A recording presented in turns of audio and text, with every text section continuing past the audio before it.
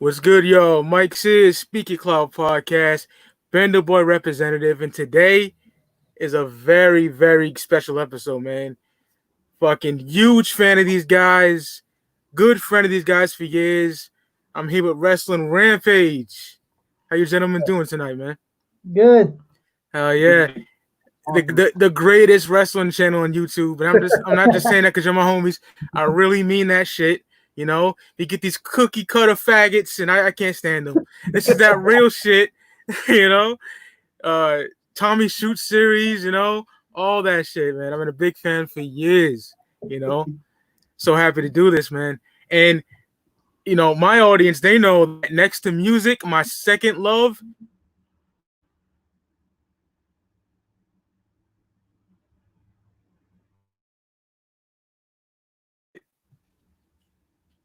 You know, the old shit is where my heart lies. You know, I'm an enthusiast for the shit.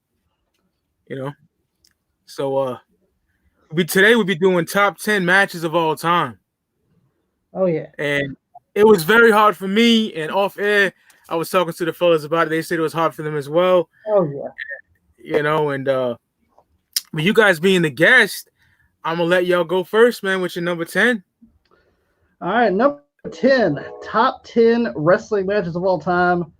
Very hard to narrow it down. It was nerve-wracking, but cracking the top 10 was from ECW Hardcore Heaven 99 for the ECW World Television Champion. We have the champion Rob Van Dam with Bill Alfonso, of course. Oh yeah. Taking on Jerry Lynn. I love Jerry Lynn. Big fan, bro. You're I love that motherfucker. I love him. I think he's a fucking greatest athlete, and that motherfucker knows how to work. Yeah, like Rob Van Dam and Jerry Lynn and ECW in the almost the dying days of ECW, 99, 2000. Yeah. They were the saving grace of ECW You at that fucking time. right. That's the only thing that saved that right there show right there with that. You know, like some of the people that were in ECW kind of sucked. Like, who gave a fuck about the Baldies? Oh, Angel and them, yeah, they were trash. Yeah. But Jerry Lynn and Rob Van Dam put on great fucking matches. And of course, this one stood out because they also aired this one on ECW on TNN as well. Yeah, on the debut episode. On the debut episode, because they didn't have a lot of the matches ready for it, so they actually shared this on the first debut episode. Yeah, and TNN, baby. Yes, back in. Good thing on fucking TNN. That's about it. Damn sure wasn't Dukes of Hazzard or fucking Rosen. Heyman was all about that. Oh yes. Fantastic match. If you guys ever go back and watch it, it's an instant classic, no doubt. Yeah. Especially for ECW. Yeah, that almost made my list, man, because I was thinking I gotta have something for ECW on here, but it didn't make it, man. It didn't make it. But it's dope how you got it. So you guys did your list all together? Yes. Yeah. I like how y'all did that instead of separate lists. Yeah, that's what's up. Oh yeah. Great number 10, fellas. I love that match. You know, and I love ECW. I'm a diehard fan of ECW, man. Like a lot of the ECW guys don't get the credit they deserve. No, they don't. And when they got to the big top, to WWE, they were just shitted on. Oh yeah. For the most part, you know what I mean? Terrible. Taz was like amazing in ECW. He's a fucking commentator in WWF, you know. When he went there, like I consider him a decent top guy in ECW, and then when he goes to WWF, he becomes just a cruiserweight. Yeah, like in 01, right? I barely remember that shit. Yeah. I remember he was in Just Bring It. I unlocked him in Just Bring It. Yes. Like yeah. All those guys from ECW, you know, when WWE, whatever you want to fucking call this shit right now. They got shit on like a motherfucker, and they're not the only ones who got fucking shit on. The guys come from OVW got fucking shit on like a motherfucker, especially Nick Dinsmore. Yeah. Nick Dinsmore is the most fucking greatest athlete I've ever seen. He did more fucking titles, and OVW he got shit on, and they had to give him some kind of fucking Eugene kind of fucking gimmick. Wouldn't even let him use his own wrestling moves. Fucking motherfuckers, fuck you, WWE. I agree. I'm sorry. No, it's all good. All right. My number 10. Now, I don't mean to be like Meltzer over here, but this match is amazing to me. I don't know if you guys are familiar with this.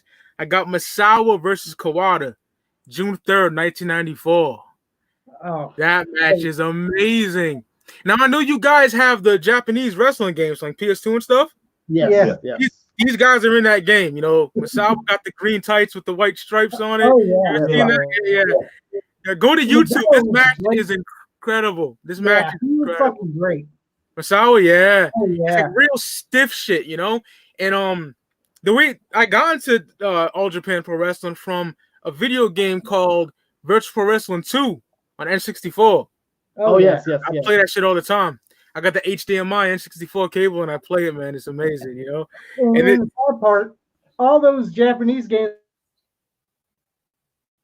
to be honest with you. You know, Yeah. a lot of old timers, you know, they come from Japan. You know, they wrestle Japan. You know, and a lot of them when they come back here, the guys didn't want to wrestle because they wrestle stiff. Motherfucker, that's the way it was in Japan. Fuck it, Hell yeah. That's what they did. You know, that's the way they was trained. So yeah, And these guys are just beating the shit out of each other this whole match. Yeah, Stiff fucking forearms. It's amazing. I love this match. So I got Misawa Kawada, June 3rd, 1994. That's my number 10. I had to put that on there because I watched that match all the time. Classic. Oh, yeah. Yeah. What you got for number 9, fellas? Number 9. WCW Halloween Havoc 1997 for the WCW Cruiserweight Championship and Rey Mysterio's mask, of course. Eddie Guerrero versus Rey Mysterio. Oh, my God. Really? Yes. Wow. You'll see. You'll see. That was the late and great Eddie Guerrero, Oh, buddy. yeah. Late and great. like that was the saving grace of Halloween Havoc 97. It damn sure wasn't Jacqueline and Disco or fucking Oh, no. Right? or fucking the fucking shitty cage match with Piper and Hogan. No. Oh, my God. And I love Piper, but God. Oh gosh. That's when they fucking handcuffed him and shit? Yep. Yeah. And the fan stuck the Roddy Piper Yeah, 80s doll in the cage. Roddy Piper 80s doll in the motherfucking Yeah. The LJN figure, yeah. and then the fan gets fucking beat up by Hogan and Savage. Well, yeah, kick the shit out of that motherfucker. But And see, also, this is another reason, too, that this match is on the list. Match is the third match on the card. of course, the underneath match. It's an underneath match. Some people didn't really give it the respect it deserves. And a lot of the cruiserweights got shit on in WCW. Of course Let's they just did. be honest. Yeah. See, if you weren't from the WWF, they didn't give a fuck about you. Mhm. Yeah. That's You true. You know, but You got shit but on. Eddie Guerrero and Rey Mysterio is like, you know what? You don't want to give the cruiserweights their fucking respect. Guess what? We'll fucking knock the house down in this fucking match. How's that? We'll see if Hogan and Piper See if can handle Hogan and that. Piper can follow that. Yeah, and we know exactly what they did. When their match was over, they probably walked by fucking Hogan and said, "Top that motherfucker, top." Oh, yeah. Follow that, motherfucker, yeah. Oh, yeah. That was like the best fucking match out of Halloween Havoc 97. It was. Fucking Ray with the purple attire. That shit was Oh yeah. Yeah. And red. then fucking Eddie rips off his mask and shit. Yeah. Rips it like he's. And here's the thing, that was the match of the year in 97. So what does that tell you? Yeah. That tells you how good that I match was. remember because I used to cop the Pro Wrestling Illustrated magazines, and that was in there. Yo, Also, of course, Ray wins because he gets to keep the mask. Oh, and he's yeah. the cruiserweight champion now. Yeah. Go back and watch any of the matches that him and Eddie have. Eddie loses every Yep. fucking match. to Every Rey fucking Mysterio. match. yep, fucking the ladder match for Yeah. Dominic and shit. You know, Yeah. fucking Vicky, where she at? Fuck her. Yeah, fuck her. Yeah, yo. The reason why I said really, because guess what? That's my number 9 too, yo. Oh wow. Yeah, Eddie Guerrero versus Rey Mysterio, 97 for the Cruiserweight Championship. And I ain't really got to say one. We just talked about it, man. Amazing match. That match is incredible. I can watch that over and over again. You know, Eddie in his prime, Ray in his prime. This is my favorite Rey Mysterio, to be honest, fellas. Oh yeah. This is my favorite era of Ray. 97, 96. Yeah. This is where he's not injured all the time either. Yeah. You know, the like his career, especially. Yeah, this ain't the one with no mask, Rey Mysterio on WCW. That was Filthy animals and shit. Yeah. Terrible. I like that fucking theme. That dun, dun, oh, dun, yeah. I love that theme music. Yeah. So that's still, great minds think alike, fellas. Oh yeah. Great minds think alike. You know, that's my number 9 as well. And of course, we should also mention this as well. We didn't go through our list together when we did this, but before we did this video either. So we don't know what matches are on what list. No idea. No idea. So that's dope. You have that as number 9, both of us, man. Yeah. What you got for number 8 on the top 10 wrestling matches of all time? Number 8, WWE Royal Rumble 2003 for the WWE Championship. Kurt Angle versus Chris Benoit. Fantastic match. Oh, yeah. That was like the saving grace of Royal Rumble 03, especially when you saw Jimmy Johns winning the fucking Royal Rumble. I didn't get too shit about that. And, even worse, Triple H's Steiner. Oh, God. Dear God. Oh, my fucking God. It was the worst fucking match I've ever seen in my life. I agree. Oh, I loved both of them, Chris Benoit and Colonel. I love both of them guys. Like, man, I thought it was great. Like that match. I'm gonna be honest. A lot of people say the WrestleMania 17 match was good, which it was, but I have to say the Royal Rumble 2003 match was way better than that. That's the greatest match of the whole Ruthless Aggression era. It's amazing. One of my favorite parts of the match, of course, is the beginning. You see Kurt Angle with Team Angle, Charlie Haas and Shelton Benjamin, right? And here comes Chris Benoit, right? And I love this segment. You go back and watch it if you want to, but of course, Our Lady Peace is whatever with his Chris Benoit's theme song, and you hear Nobody's Holding Me Back, and you see both Shelton Benjamin and Charlie Haas pushing back Kurt Angle. Oh, that's hilarious. like yes, that was a really great match. Like counter for counter. Yeah. The false finishes were needed when it happened. Oh yes. Yeah. Like I thought Chris Benoit and Kurt Angle always had good chemistry in the ring. So yeah, I agree. That match was incredible. The best Kurt Angle matches. Yeah, I mean, I look at it like this right here. I may be wrong, but I've never seen a bad. To my opinion, the only match I've seen Kurt Angle have bad in Baron Corbin. Baron Corbin. Well. That's not Kurt's fault. Yeah, you're only as good as the guy that's in there with the ring with you. Agreed, right? Oh yeah, great choice, gentlemen. Great choice. What's your number? I love that match. My number 8. Yes. We go in SummerSlam 1995. The greatest wrestler of all fucking time, Shawn Michaels versus Razor Ramon for the Intercontinental Championship match. I like this match better than WrestleMania 10. I do too, because they couldn't use the ladder and all this shit. They have restrictions in 95. The match was incredible. And they just fucking called that match out of their ass where they couldn't use the ladder. Yeah. Yeah, man. Just Razor working the leg, fucking the ladder spots. I love the beginning. They can't get the belt up, and fucking Sean's like, up. Oh yeah. It's not showing the referee, get the fuck out of the way. I'll do it myself. Fuck you, Jack Doan. Get out of here. I'll do it my fucking self. And I love the attire he's rocking, that blue zebra shit. Oh, yeah. It reminds me of the bone crunching figures from '96. I had that. And a lot of people don't give Scott Hall the credit he deserves. He was a great worker. Hell yeah, he's in my top 5 of all time. Yeah, Razor. I love Razor. He easily could have been WWE champion. Oh yeah, easily. Oh yeah. He doesn't get the credit he deserves.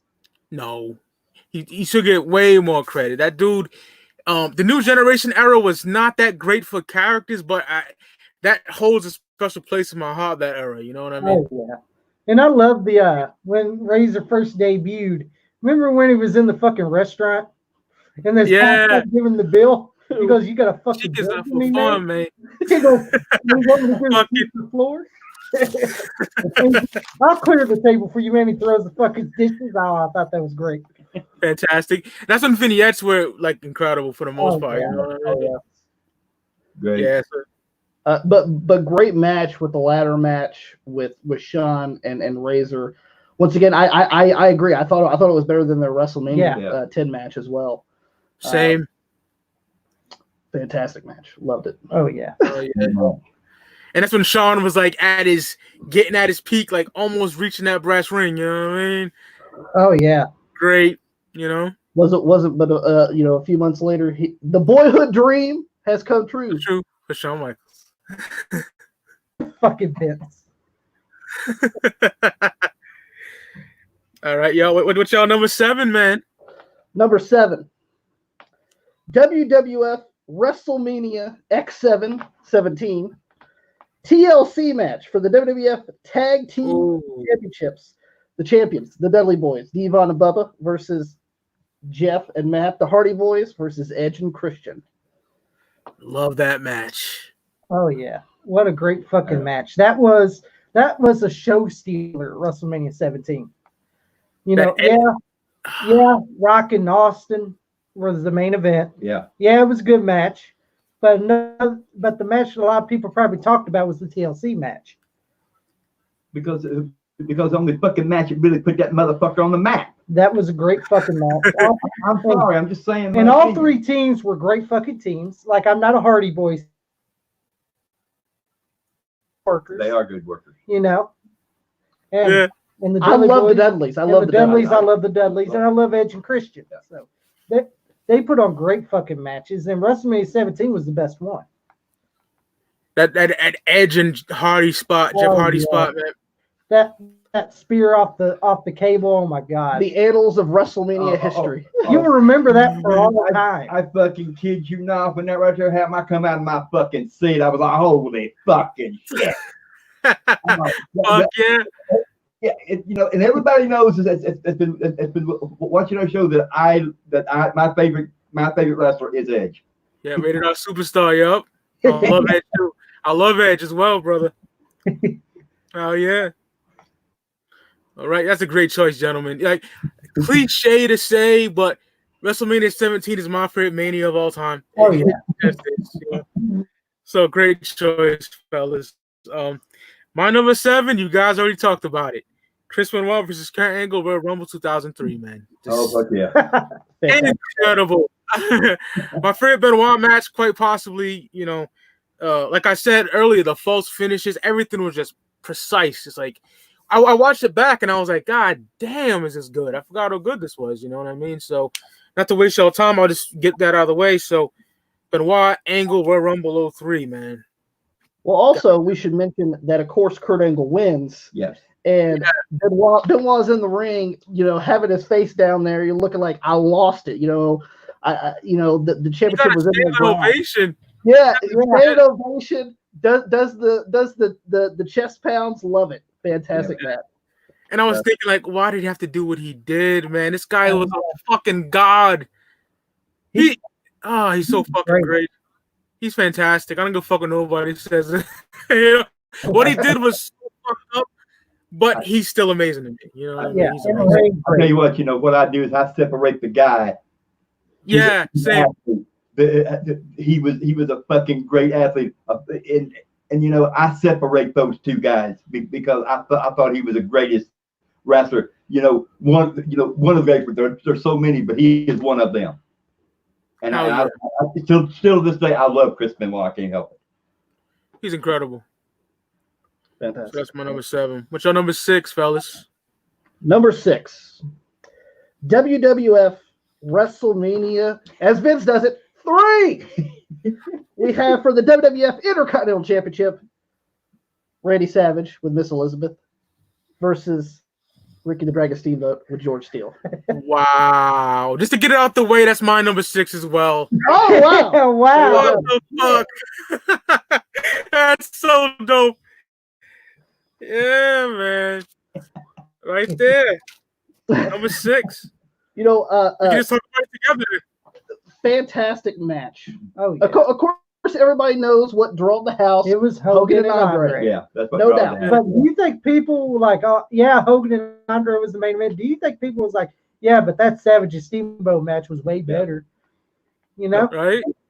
Well, you know, we all know what Savage do. We all know what Steamboat can do. Great athletes, great performers. I mean, you know, to me, that right there should have been the fucking main event. But I'm not a booker, so Of course, the feud as well. Oh, the feud was great. The feud, Where Savage, yeah. drop the ring bell, throat. You know, And Steamboat trying to speak. Yeah, he's with his wife and shit doing the exercises. That was hilarious.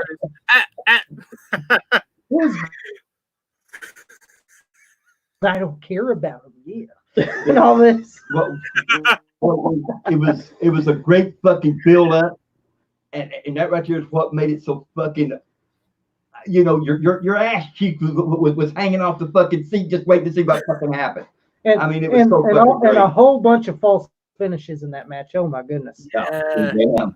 That was a great fucking promo. We have reached our moment. Oh man. In the Steamboat gear, love it. Yeah. Fucking George Steele getting involved and shit. Yeah. Oh man. Fucking great. Amazing.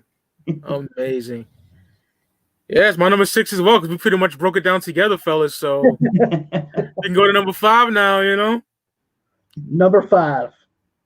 And of course, a lot of these are WrestleMania, unfortunately, but you know, WrestleMania has some of wrestling history, unfortunately. But for number 5, WWF WrestleMania 10, the opening match of WrestleMania 10, ooh. Bret Hart versus Owen Hart. Amazing. Yeah. Amazing. That match was fucking great. And I love the promo where fucking Owen kicks his leg. He goes, "That's why I kicked your leg." Leg out of your leg. and he goes, "You're so damn selfish, Bret." All you had to do was tag me, brother. All you had to do was damn selfish. Oh my gosh. Meanwhile, he got the fucking loogie hanging off his chin and shit. I said something like, you may be older than me. Doesn't mean you're better than me. But that doesn't mean you're better than me. That feud was amazing, man. 94.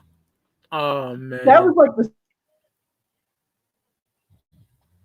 And of course, Owen takes it a step further, comes out with the Hitman shades and just rips them up. Oh yes.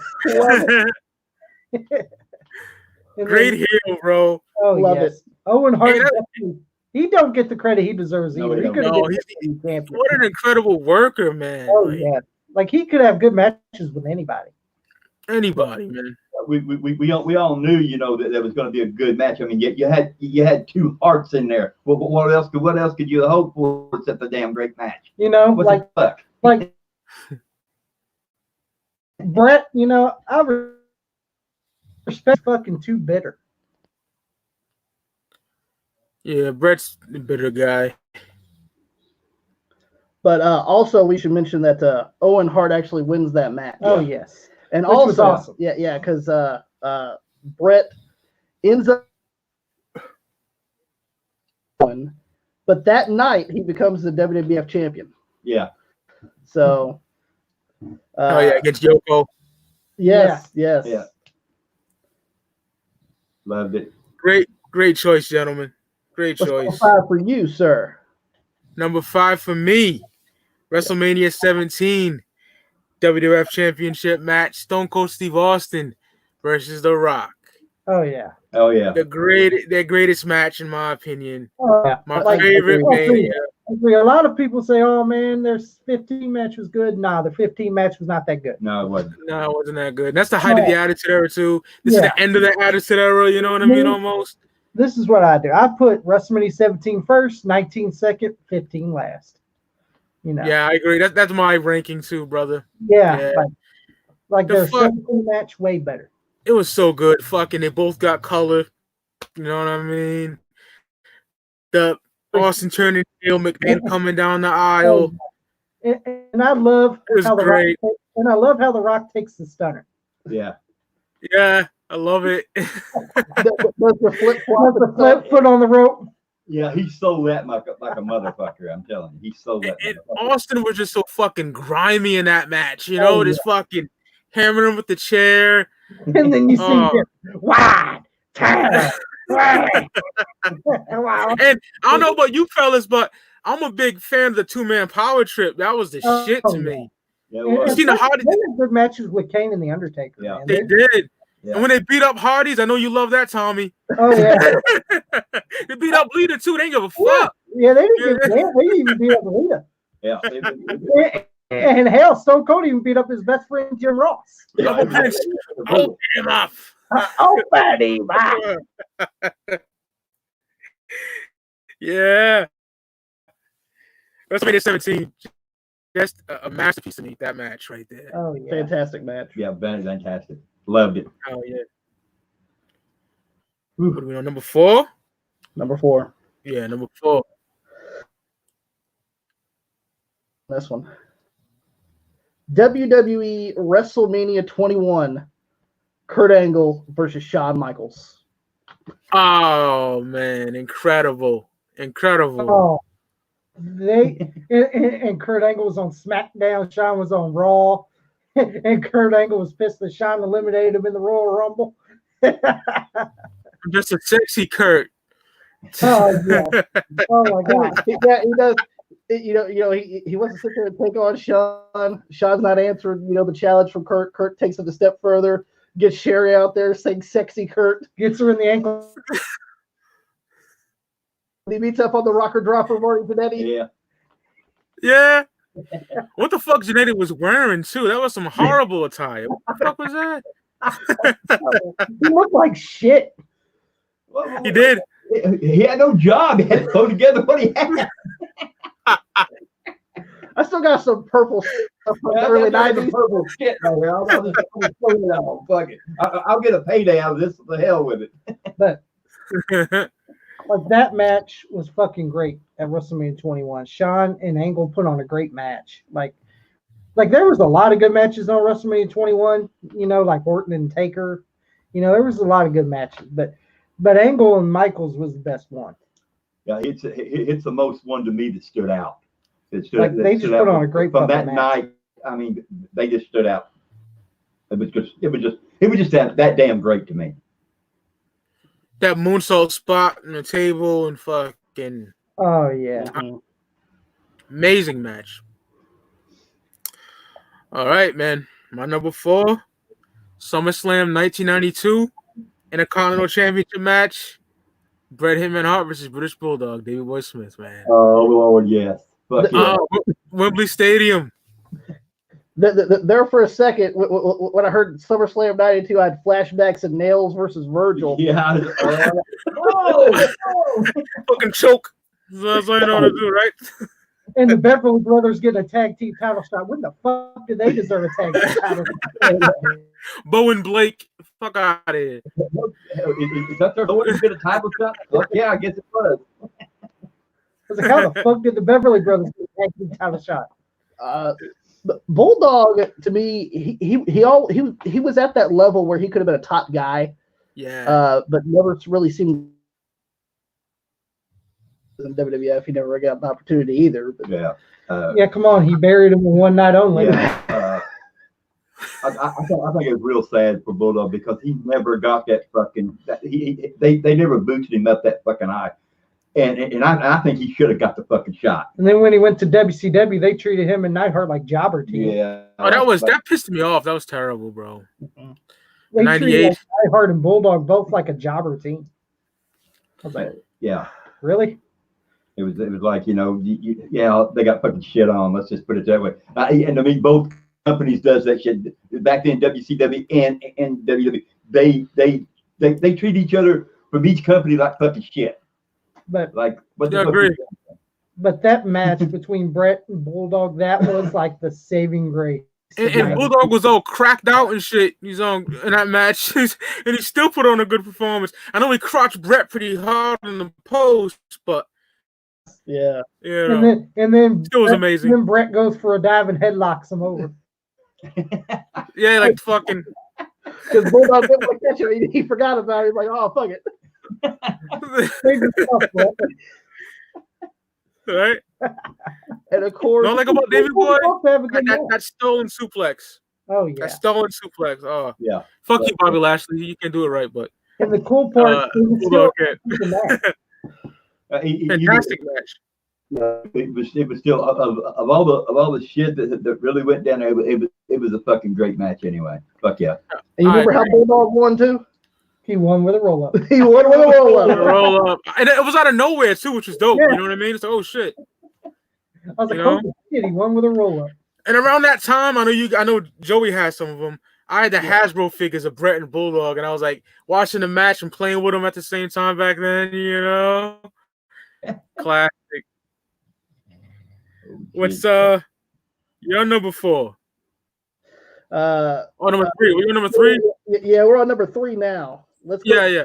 Let's go ahead and get with number 3.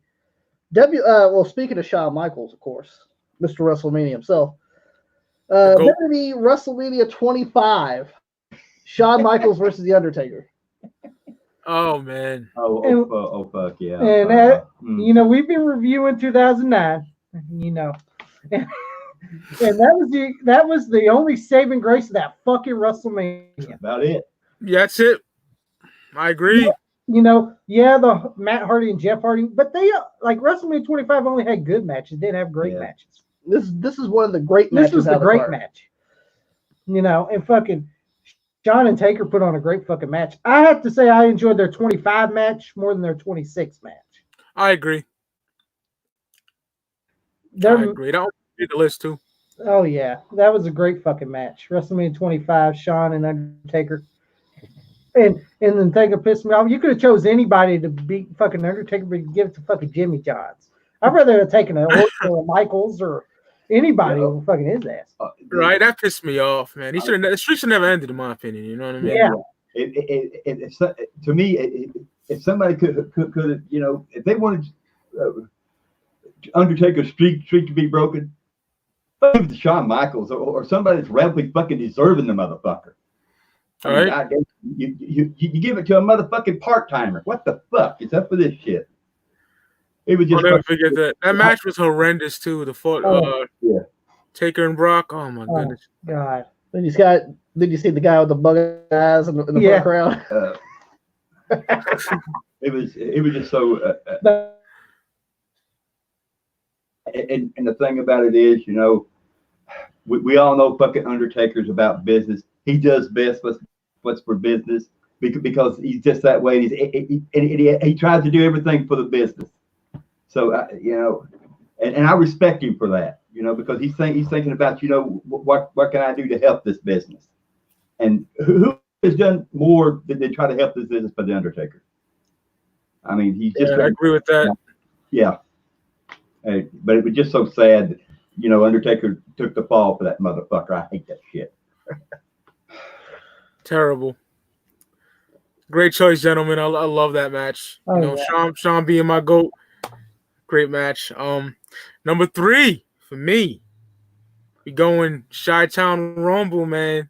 Ric Flair versus Ricky the Dragon Steamboat. Oh goddamn!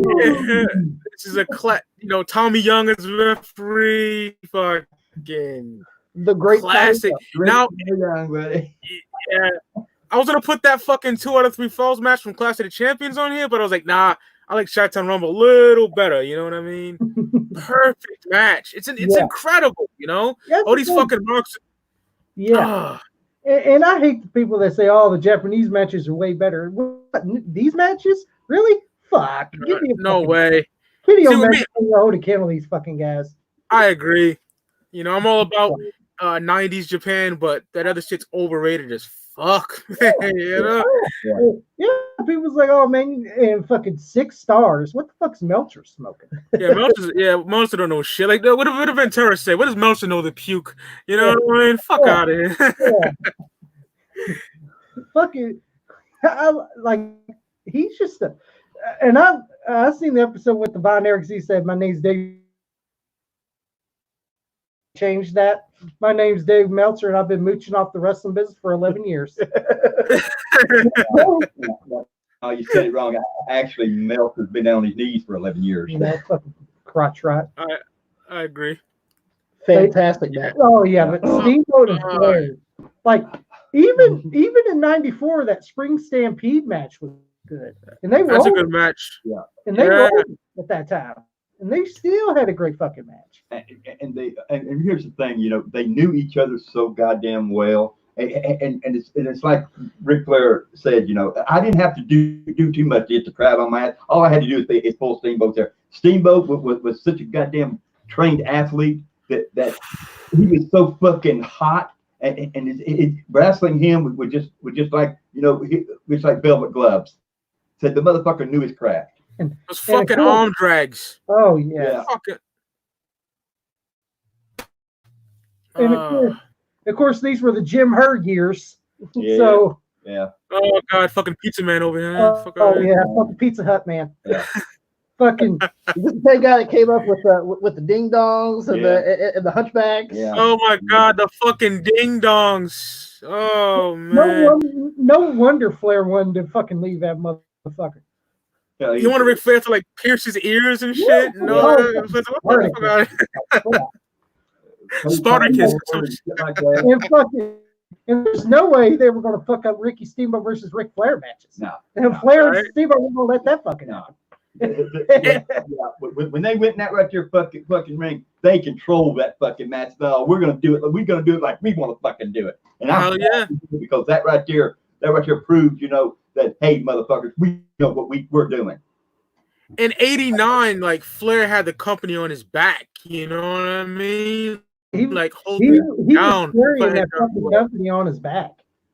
And that fucking company's bound him in breaking his fucking. And then they wanted wanted, and then fucking doing it. Then fucking Jim Herd wanted to treat him like shit. Piece of fucking mother right? Shit. Pizza eating fuck. Flair's like, come get the belt from me then, motherfucker. Yeah. You know what I mean? Fucking pizza mother. No, I'm taking it to New York. Fucking pizza eating motherfucker. Well, y'all number 2, right? Yep. Number 2. Oh yeah. WWF WrestleMania 13 submission match. Special guest referee Kid Shamrock. We have Bret the Hitman Hart returning. Bret the Hitman Hart taking on Stone Cold Steve Austin. Oh yeah. Fucking man. That was a great fucking match. Amazing. Their best match. Her face. Yeah. And that right there, that to me. And Austin was bleeding, you know, fucking he's got the sharp Hart's got him with the sharpshooter, Austin's bleeding, even bleeding from the goddamn teeth. Yeah, fucking classic image. It's burned in my brain, you know what I mean? Like you will always remember that image. Like it was fucking great. But you guys gotta understand too, that was the biggest fucking turn from face to heel, from heel to face. That was the biggest fucking turn in that fucking match, and everybody had a clue. They knew what was going on. They knew what was happening here. Austin has been calling out Bret Hart for months. Yeah. After he left, you know, called him the shit man, and yeah, beat the living fuck out of Pillman. Jeez. Oh yeah. Yeah, Bret. When you wear the pink and the black. It's like fucking great. Great fucking promos. And like, great. And like Bret and Austin always had great fucking matches. Yeah. But WrestleMania 13 was the best match they had. Mm-hmm. I agree. Like better than Taker's Revenge, better than Survivor Series '96. It's the best. The best. And I mean, even though Ken Shamrock was a special guest referee, because I'm not a big fan of special guest referee matches. No. But it kind of fit because he's was an ultimate fighter. He's the ultimate fighder. This is a submission match. It fits Ken Shamrock. Yeah, he got the role as well. There's only one man that can handle this right here kind of match because he's an MMA fighter. He knows submission. Yeah. So it kind of fit Ken Shamrock to be a referee. Yeah. And the big pop happened when Bret went back to humble Austin. Fucking Shamrock tosses him. Yeah. Amazing. Love it. Oh yeah. Great. about that took place, man, just makes me just want to go watch them all again. Fuck. Oh yeah, that's what I did. I watched all of them again to get it refreshed in the brain. You know what I mean? Yeah, oh, yeah. My number 2. This is a huge match for me, man. It's a childhood favorite. The matches I named prior are better than this technically, but WrestleMania 6, champion versus champion, Hulk Hogan versus Ultimate Warrior. Amazing. I was 6 years old, but I remember everything.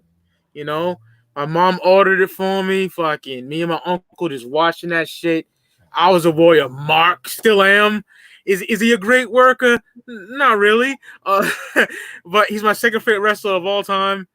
And that match was brilliant. It wasn't like these marquee guys like to say, 6-star or whatever, but it was an amazing match. It really was an attraction match. It was what built WrestleMania. Yeah. So I mean, and also we should mention this as well. Is in the cutting room floor of our list. That was on the list. Was Hulk Hogan versus the Ultimate Warrior WrestleMania 6. And the first time ever face versus face. Yeah. Yeah, that was the first time ever happened. Versus face. Yeah. And the build up to it was amazing. I mean, it was totally fucking amazing the way they built this motherfucker up. Because Warrior's going to take Hogan's airplane into a nosedive. Hulk Hogan. Oh, man. And like me, I was a Hogan fan at the time. So when I was little, I was a Hogan fan. So. Yeah, I liked both of them, you know what I mean? But Warrior started to be my guy, Fucking love Ultimate Warrior, man. And that match was just incredible. See, once again. Yeah.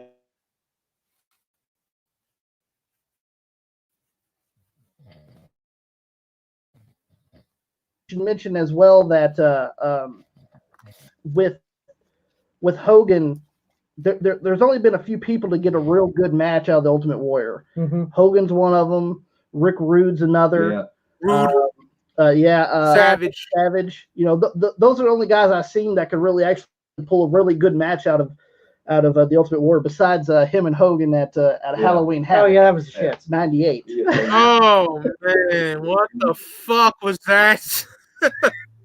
You know that was the shit. Yeah. You got to say too. Terrible. I like the little promos that Ultimate Warrior did. I've come here not to bury Hulkamania, but to take it far beyond that you've ever took it before. Oh, amazing. Ultimate Warrior cutting the promos that you didn't understand. It was like two superheroes come to life. Yeah. You know what I mean? And me, I'm not no Warrior fan, but when you hear him, you're like, what the fuck did he just say? It sounded cool, but what the fuck did he say? But it sounds so fucking it sounds fucking cool, man. It sounds really fucking cool. That's why I love him so much, man. So that's my number 2, man. WrestleMania 6, Hogan Warrior, champion versus champion. That match is incredible. Intercontinental Championship, WWF Championship, man. Yeah.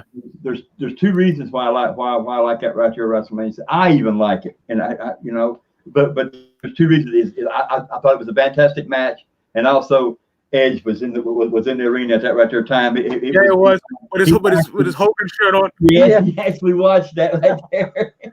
Wishing someday I want to be up there, and he made it. They did. Adam Copeland, shout out to Adam Copeland, fucking legend. Oh yeah. Oh Lord, yeah. What's your number 1, man? I'm excited to see. Number 1. Number 1 for us ties in with your number 3. We're going with NWA Wrestle War 1989 for the NWA World Heavyweight Championship. We got the champion Ricky Steamboat versus Ric Flair. Now, that one's great too. Like you can't really go wrong with any Steamboat and Flair trilogy matches. I mean, second one kind of wishy-washy because of the finish, with the foot underneath the rope and things of that nature. But still a great match. Still a great match. And I love the give it to it. The lawyer said, I went to my lawyer. We actually seen this. I want my reason. It's clearly you see my foot underneath those ropes. come on, it made good sense. My favorite, fucking when Steamboat rips off fucking Flair's fucking suit and shit. Yeah. Does the chops to him? Oh, he's left in his fucking drawers. Yeah, his fucking His Jordan. black fucking double lines on his shit. I like what they say, and he's left in his foot of the room. Yeah, Jim Ross. He leaves out in his foot of the balloon. Classic. It was quite iconic, man. I loved it. The Wrestle War '89 match was like the last match they had, and like that was like a really great fucking match. Then they had the judges on the outside. Yeah, then they had the judges on the outside in case there's a draw. Yeah, it went to a draw, then the judges had to make a decision. And of course, Flair beats Ricky. Yeah, Ricky Steamboat. Yeah, Ricky shakes his hand and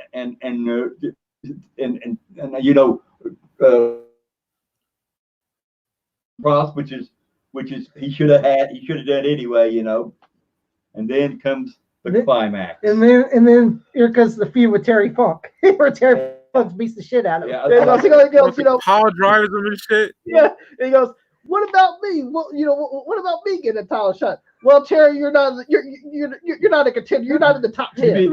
You're rubbing hands with Sylvester Stallone and not the world champion. Now, listen, you've been out in Hollywood rubbing elbows with Sylvester Stallone and the rest of the movies. You are not top 10. I'm going after the top 10. And Terry Funk, all just kid shakes his head and just punches the shit out of him. And then Powell drives him on the table. And then he gets on the mic, look at that banana nose. Yeah, he starts patting. Yeah, and you know how Terry Funk is, not good enough, not good enough. Yeah, he's wearing the tux and shit. Oh yeah. That was a good beatdown, man. Yeah, it was great. Almost broke Ric Flair's neck with the power driver and shit. But yeah, oh my god. I like. Am I good enough now, Rick? That almost made it. Like Joey said, man, those trilogy matches are some of my favorite of all time. Period. Yeah. You know what I mean? Well, yeah, and you can't go wrong with Wrestle War. No, you can't go wrong with none of the Steamboat and Flair matches. Hell, even like I said, in '94 when they had that match at Spring Stampede, they were older and they still put on a great fucking match. Well, because they two knew each other. They knew what each other could do, and what I loved about both of them is they each one tried to top each other. That much is what made it so competitive with them. I love the way they were. Fantastic stuff. That's when wrestling told a story. You know. They're just so great. All right, Mike, what's number one for you? Number one, Anaheim, California, WrestleMania 12, Iron Man match. Shawn Michaels, my favorite wrestler of all fucking time, against Bret the Hitman Hart. Amazing. I just watched it before I went live with y'all, and always amazes me, man. That match never ceases to amaze. Especially here comes Jose Lothario on the Freddy Krueger sweater. Yeah. He got knocked down like twice in that match and shit. Yeah. Music comes out and he comes on, and here comes Jose now, and we're like, where's Shawn at? That basically told a story too, because we all know, that Jose Lothario, trained Shawn Michaels, and that told he wanted to show him respect. That this is the guy that trained me. This guy made me as good as I am. So that kind of told the story too. So. Well, also the story was told with a lot of the vignettes that they showed. Bret running, on the, in the Calgary, blizzard, and shot to do a push up. Yeah, in the that was dope. Yep. Yeah. The training montage is really dope, man. Oh yeah, and that was actually on our list too. Yes, it was. Yeah. So, it was actually there. R.I.P. to the great Howard Finkel. Every time you heard and new, Howard Finkel is the best ring announcer of all time. I was 11 years old, and I was a Shawn fucking mark. So when that happened, I was like, you know what I mean? Then suppose. What I don't like though, the original. Go ahead. What are you gonna say, Tommy? Oh, go ahead. I was gonna say, in the original Coliseum video, when I watched it live, Sean, when he slams Bret's arm to the post, he tells the cameraman, "Get the fuck out of my face." You can hear it plain as day. Yeah. But they edited it on the network. I fucking hate that, man. Of course. and then supposedly what Bret said, Sean said, "Get the fuck out of the ring. It's my Yeah, get the fuck out of the ring. Yeah. Yeah. It's my time, bitch, And then I can actually see Sean's mouth moving. Yeah. Yeah, he did say that. Yeah, when he won. I can see his mouth moving. Yeah, he moved, but they block it out. I fucking hate that. But Heatwave 99, we got Bubba Ray telling motherfuckers to suck dick. They don't block that out at all. Yeah. Like, what the fuck? Great match. How about that timekeeper spot, y'all? Oh, you want to do the classic line? Do the classic line like this. Do it like this. Do it like this. The boyhood dream has come true for Shawn Michaels. Oh my God. He's like, yeah, celebrate if you got it in you. Yeah, celebrate.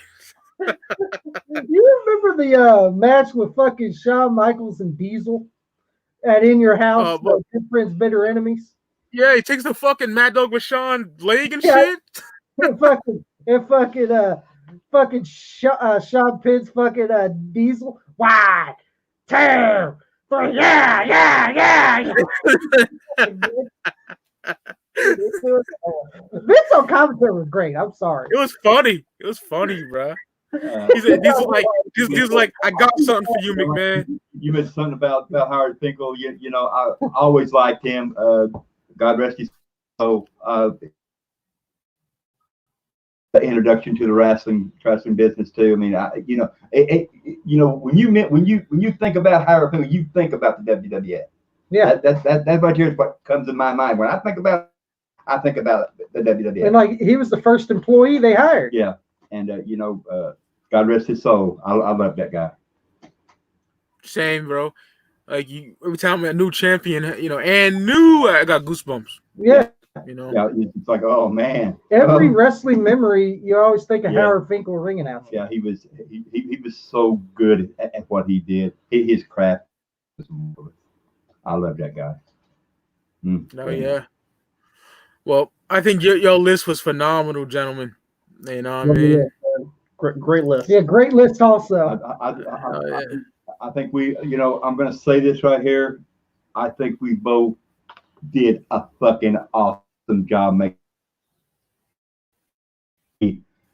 top 10 all the way through. It didn't matter. Should we? It was so fucking great. Should we mention some honorable mentions? I guess here at the end. Yeah, honorable mentions. Yep, there you go, fellas. The floor's yours. Hell yeah.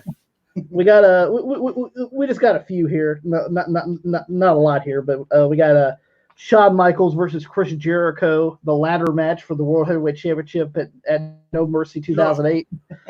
Fantastic match. Great. Yeah, shitty year, but a great match. Great match. Agreed. Yes. They were the saving grace of the league. Yeah.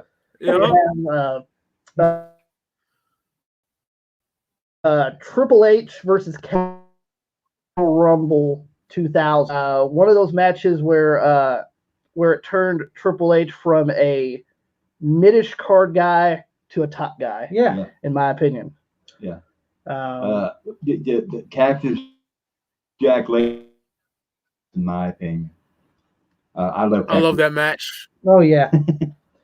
Love that match. Jushin Thunder Liger versus Brian Pillman at WCW Super Brawl 2. Jushin Thunder Liger. I love that guy. Man, he is so fantastic. Jushin Thunder Liger and Brian Pillman put on great fucking matches. Even their match was good. I wish Pillman never got hurt because Flying Brian was a fucking. You got the War Game. Yeah. Oh yes. Yeah. And I love Liger too. I'm a Liger.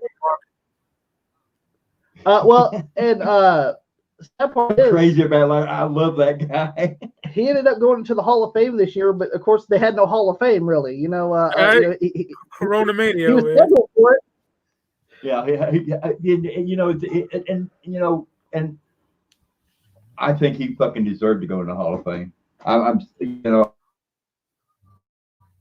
he did a lot. You know, he probably did. You know, he didn't do too much in the WWE, but Bad Guys, you know, he wrestled there from time to time, and you know, everybody knew how great he fucking was anyway. And I just love the guy. You know, I'm sorry I just jabbed. You know, that's me. Oh no, Pop, it's all good. The floor is yours, brother. The floor is yours. And of course, we got Warrior and Hogan from WrestleMania 6 as well. Love it. One last one here. We got War Games, the first War Games from Great American Bash 1987. Yeah. With the man. You got the Four Horsemen of Ric Flair, Arn Anderson, Tully Blanchard, Lex Luger, and J.J. Dillon versus Nikita Koloff, Dusty Rhodes, the Road Warriors, and Paul Ellering. Oh, man. Fantastic match. You ever see Behind the Bash? Yeah. Fucking Hawk just snorting coke. You don't give a fuck.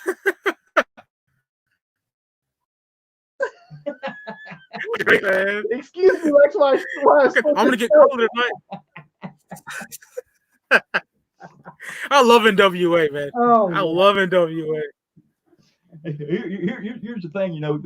Now, the first one happened in Greensboro, didn't it? Yeah. Okay. We all know that. Then the second one happened in the Orange Bowl. And we all know who the two people both started at right there. Here's Arn Anderson, Dusty Rhodes. They both started both fucking shows, and I'm like, love me some Arn Anderson. Oh yeah, love it though. Oh, the enforcer, man.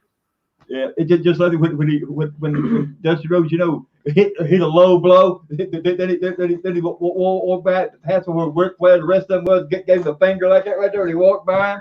They all right now. Oh goddamn, I love that. I love the fucking War Games. Ooh, goddamn, I loved it. Amazing. You got any from your from your cut down list there of honorable mentions? Yeah. Bad Blood '97 Hell in a Cell match. Shawn and Taker. Love that match. The debut of Kane. My God, it's gotta be Kane. Yeah. You know. Fuck yeah. Classic. What you guys mentioned that War Games, fucking love it. I had that on there. Yeah, man. Had Michaels and Jericho 19, WrestleMania 19. Oh yeah. Fantastic match. Yep. Michaels and Angle. You know, I could do like a Michael's greatest hits because he's my GOAT. So you know. Well, see, with our list, we also had some. We got to at least narrow it down to two. Yeah. At least. We love all of them, but goddamn, we got Darren. Yeah. See, Michael's on here twice. You know what I mean? He could have been on the whole fucking list. To be honest with you. Yeah. It could have been a Shawn Michaels night. Hell yeah. Him and Flair. Because Flair's one of my GOATs too. You know what I mean? Oh yeah. So yeah, there's plenty of other matches, but it's not coming in the brain right now. But yeah, fellas. If you guys want, we could bullshit for like another 10-15 minutes.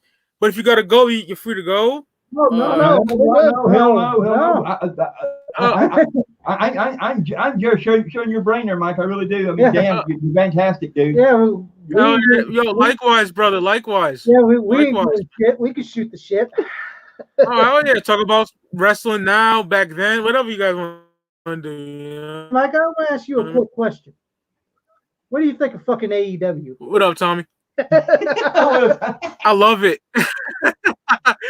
But here's the thing, yo, you guys know me. Back then, I was like, Young Bucks are fags. I didn't like them, right? Because I didn't give them a chance. Yeah. But I love them now. I'm not gonna lie. I gave it a chance, and I think it's incredible. Is it perfect? Fuck no.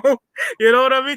But I would take AEW over WWE any fucking day. WWE broke my heart, man. They're fucking terrible now, man. Yeah. And like, terrible. People's like, man, why are you shitting on AEW? I was like, I shit on the shit that deserves to be shit on. Yeah, you know, like, I'm not a fan of piece of shit. Yeah, comedy shit, man. You know, man, like me, I'm not a big fan of that comedy shit. You know, I'm all about Hangman Page and fucking. You know, I like to actually want to go out and have good. I know you guys hate Omega, but that's my dude. That's my fucking dude. You know. Who else? Like Jericho. Jericho, of course. Saving grace of that show. Moxley. I love Moxley. He's fucking dope. And me, I didn't get two shits. They say that they signed Jack Swagger. Who gave a fuck? Really? Oh, yeah, fuck him. I think no one gave a fuck about that. Lucha Bros. I'm a big Lucha Bros mark. You know. Champion. I got the shirt on. You know, like Santana, and what's that nigga name? Ortiz. Santana Ortiz. They're fucking dope. You know, like I said, they got some good talent, but some of it, you know, is just. Oh, MJF is fucking dope. He's the one I love most. MJF. He's funny. Oh, how do you just like it? The WWE guys like MJF is no WWE guy. Cody too. Cody's dope as fuck to me, man.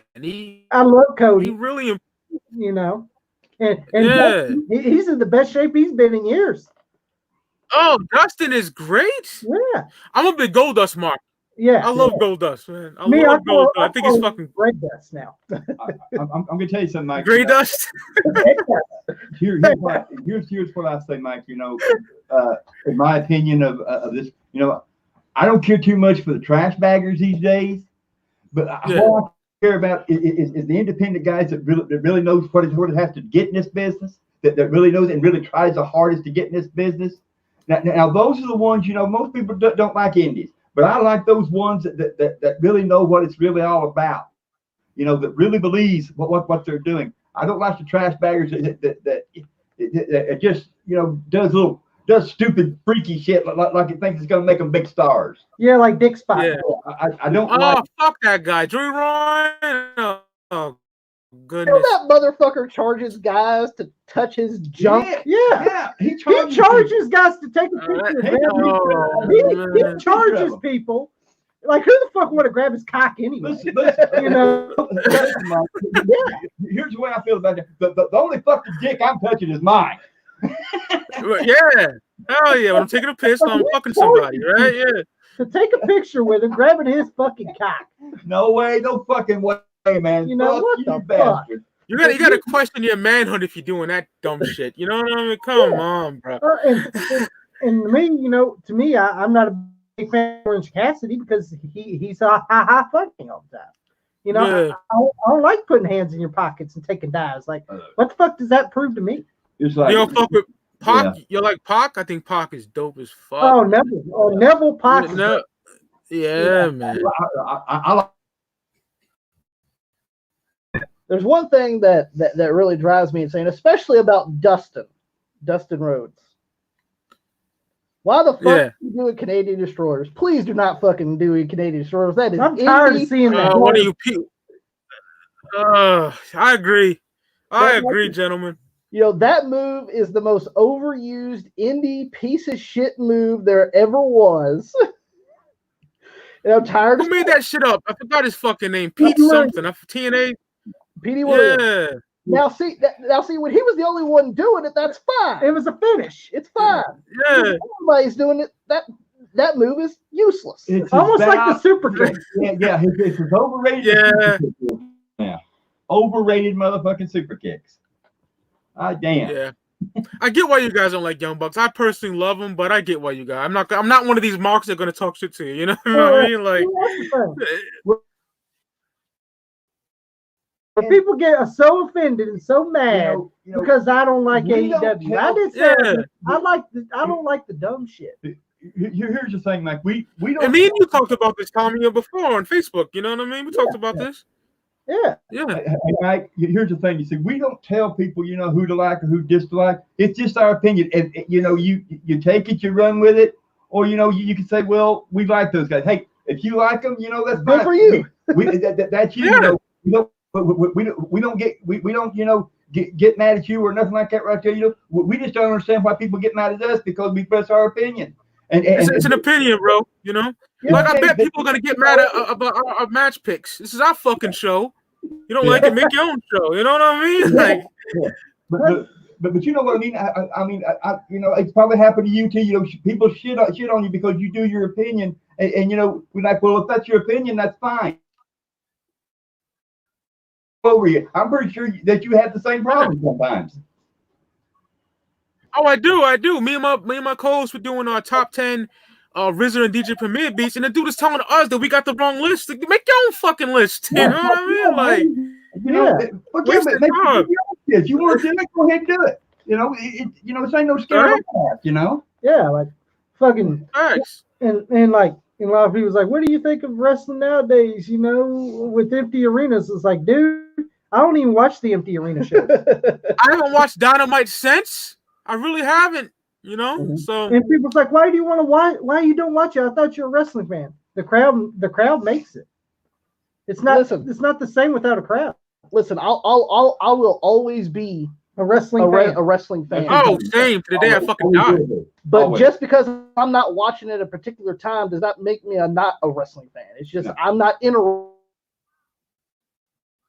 And I know people on Facebook that they jump my ass sometimes about well, I thought you was a wrestling fan. You don't watch it no more. I said because of the same thing, you know, because you people, you know, in all the other organizations.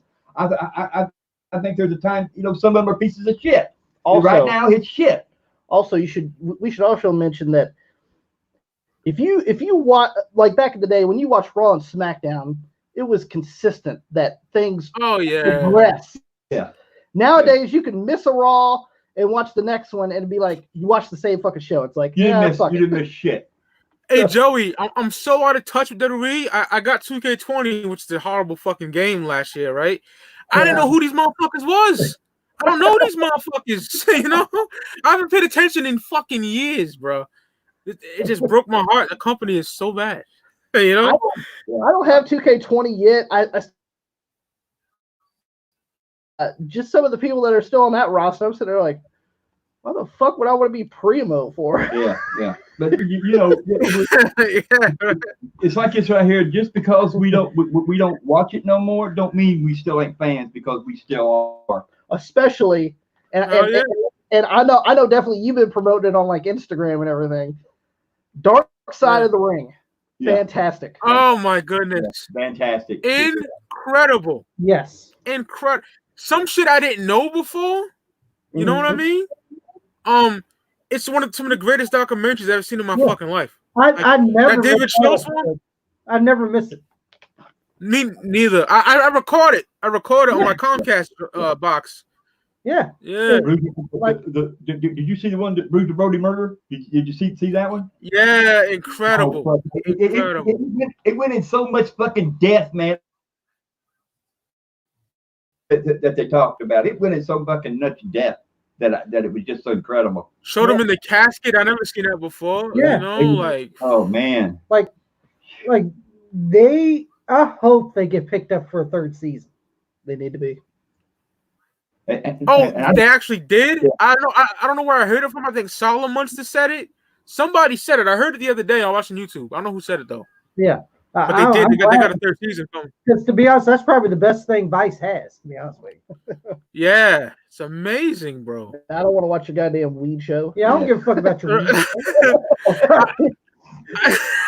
I smoke weed, but I don't even give a fuck about that. You know what I mean? Like, it's like fuck out of here. You know, the wrestling. I care about Dark Side of the Ring. I care about that. You know? Yeah. Yeah. I love it. And especially for all types of wrestling fans, you definitely. It's all types of wrestling fans. They should watch this right here because it really goes in depth about things, and I love that part. I just love it. Yeah, it does. Fucking, how about John Stossel? That motherfucker's still a cocksucker, isn't he? Oh, yeah. He's still talking shit. Yeah, you see his fucking wrinkly ass. He's like, it's fancy bullshit. I'm like, oh, fuck this guy, man. When he said, it's a show, it's a con, I would have slapped his fucking wrinkles off his fucking face. Yeah. Yo, Schultz, shoot him with that fucking AK you had, you know what I mean? And I love David Schultz. I do. Oh, he's great. He's fucking awesome, man. It's Dr. You should, I don't know if you checked it out, Mike, but have you seen the episode with the Morton Downey Jr. show with Dr. D. David Schultz? Yeah. Never seen it. No, I never seen it. Type it in. or if you want some more behind the scenes with Dr. D, type in Dr. D David Schultz at home. There's this little clip of him, from Coliseum home video where he's at home with his wife, and he goes, "We got some guests here with his wife," and his wife was like, "You didn't tell me we had guests." "Yeah, I did, woman. You should listen." Yeah, you cooked pizza for dinner. See that Hogan promo he did with Mean Gene? He's like, "I want to find me a woman, baby, but I couldn't find me a woman." Oh, it's fucking great. Oh my God. What Hogan looks like women. Oh man. When I heard about the guy that got supposed to be a wrestler, what David Shields told about. the Jim Wilson, man. You know the guy that with fucking Eddie Mansfield, who's a piece of shit too. Yeah, what a fag. But he's giving away the business, man. Yeah, man. What a fucking.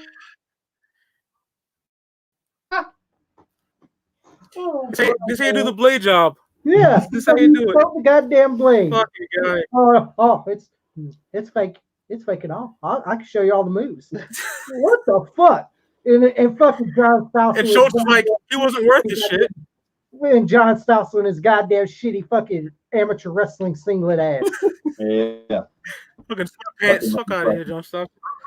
This fucking sweatpants and sneakers. Get the fuck out of here. Anybody with any fucking sense, they didn't have to come out with it, and bullshit.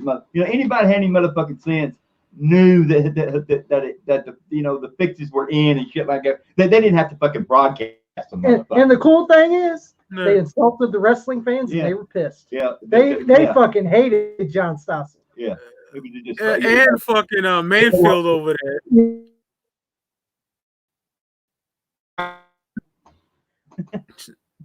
Stupid shit. That's what I'm saying. Expose shit.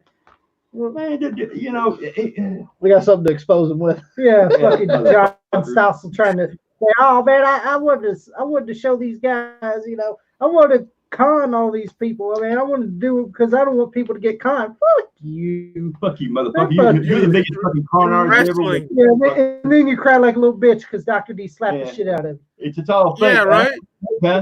That's an overhand slap. Was that fake? Was that fake, motherfucker? Hit him twice. The second one was the worst. Yeah. Motherfucker's like, "Oh, he slapped me on the ear." My ears were your pussy. I still got hearing off in my ear. I still got hearing off in my ears. Motherfucker, you're lucky. Fuck your ear. How you like that? I tell you what, he's lucky Schultz didn't beat the fuck out of him. What he's lucky about. But he has a nerve to say, David Schultz, fuck you. It's like at the end, I was like, wow, this dude got some balls, And I was like, I bet you wouldn't say that to Schultz if he was right there. Yeah. Right? I'm going to say nothing to him if he's right there. I'm going to try to stay away from him. And the Dino Bravo episode was pretty good, too. Yeah. Oh, yeah, man. Like, whoever killed him, man, they were mad. Yeah. Damn. Well, see, that's one of bullets. the stories that you never really heard about. Yeah. I mean, besides like hearsay and stuff, but especially with that on the television that you got to see the actual story and how it played out, it made it in more perspective than just the mafia killed Dino Bravo over cigarettes, And then then you got the Jimmy Snuka shit, And here's Snuka, man. Yeah, he killed her. No doubt about it. He killed her. No doubt about it. Here's what I feel about that right there. Well, you see, that's my argument right there. You got fucking murders already in there. So what the fuck? Why not put another one in? Why not put somebody that put his 15 fucking years in his life in your fucking company at wrestling for you, WCW, and all them motherfuckers? And WCC and all them bunch of some bitches, you motherfuckers just won't give him the respect he deserves. Let him go in the Hall of Fame like the rest of these motherfuckers did. This will probably get Snook out of there at some point. Be like, like when they try to get rid of Hogan from Hogan's comments that he made. They're like, oh, he's not a Hall of Famer anymore, but we're gonna bring him back as a two-time Hall of Famer now. Yeah, we're gonna bring him back. And fucking. And like they were great episodes. Like I enjoyed Dark Side of the Ring. I that's the only enjoyment I get wrestling wise. Yeah, something I enjoy new besides AEW for me, you know. It's Dark Side of the Ring, man. It's incredible, man. Yeah. Did a great job on it. Well done. Yeah, it's like I said, it just what I love about it, it just goes in depth, and I love things like that. It tells stories about what took place. And honestly, I guess that's the only thing that we're watching that's like any current that's on any kind of wrestling that's going on now. Yeah, really. Because So like, same, yeah, because I'm not watching AEW right now because I want a crowd, bro. You know what I mean? Like, yeah, it's not the same. Like, it even ruined WrestleMania for me. I didn't even watch Mania, fellas. I didn't even watch Mania. Ain't that crazy to think? Yeah. I was asleep. Tommy watched it. I was asleep. I was bored. That's the only reason I watched the motherfucker. I bet, you know. I bet. Joey, WrestleMania is on. You want to watch WrestleMania? Nah. And I don't. It's kind of crazy. I do understand what's happening here. We all know what's happening here, but it's just all crazy anymore, and it's just insane anymore. So I don't know. The world's just fucked up right now. I agree, man. I hope you guys are staying safe. Yeah. Same to you. I am as well. Hope everything's going well over there. So far it is. We got a question in the chat, fellas. Someone wants to know our thoughts on Beyond the Mat. Beyond the Mat? Oh, yeah. Is that the Harry Gladstein bitch? Said he do this as a school project. Yeah, he said he was going to do this to keep people off drugs or some shit. That's fucked up. That's fucked up. That's fucked, bro. He weaseled his way into the WWF locker room. Now, that came out in 2000. I never had a computer to like way later. See behind the scenes shit like at Royal Rumble 99 with Rock and Foley, that was dope. Yeah. I really enjoy that, Yeah. Those fucking chin shots, man. Fuck. And him handcuffed. Oh man, Oh man. Fucking Mick, man. He always did go up and beyond the Call of Duty. You know what I'm talking about? I mean, that motherfucker always did that shit. And that's why we make movies. Find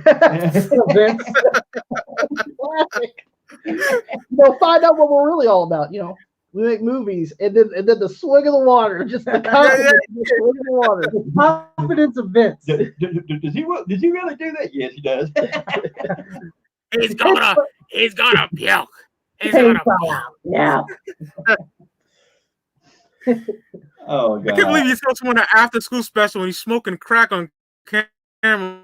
Like, what the? Oh my god! That's terrible. In the bucket. Pissing out the bucket at the fucking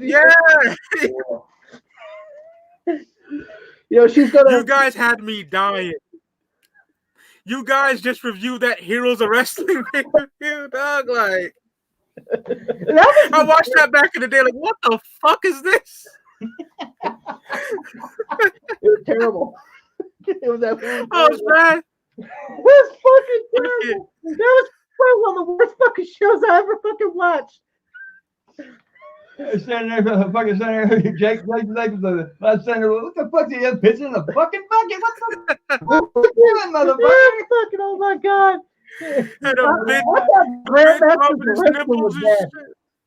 Oh my god! Like $1 Grandmasters of Wrestling DVDs were bad from the great DVD Entertainment. Yeah, those DVDs. Those are pretty bad. I got a couple of them in my living room. They're fucking atrocious. Oh god! But notice on the covers, it's like Iron Sheik back in the 80s. It ain't Iron Sheik in like the late 90s.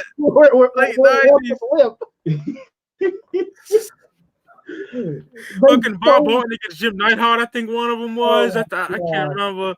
Terrible, bro. God. Some of the worst stuff ever, man. That Heroes of Wrestling, man, was hard to get through. Oh my god. Oh yeah, I haven't seen it in years, but I'm glad because it's fucking bad. And you guys reviewed it. I was just dying. It was funny, man. Oh my god. It was one of the more requested pay-per-views that they wanted us to review, and I'm like, fuck it, Tommy, we'll just fucking do it. I was like, how bad could it be? And then we watched it, we're like, oh yeah, it was terrible. Yeah, it's really fucking bad. Yeah, I was behind the camera when I fucking did the review, and I'm like, what the fuck is this piece of shit? Pretty fucking sad that Julio De Niro from ECW and Too Cold had the best match. I was like, goddamn, this right here makes us look like shit. God. Fucking horrible. Oh man. Oh man. That was bad. Oh, really bad. Oh. You could tell Jake was on something in that goddamn. Oh yeah, he was cracked the fuck out. Oh, No question about it, bro. Oh my God. Come on. He had to go backstage, take his shirt off. He forgot to take his shirt off, for God's sake.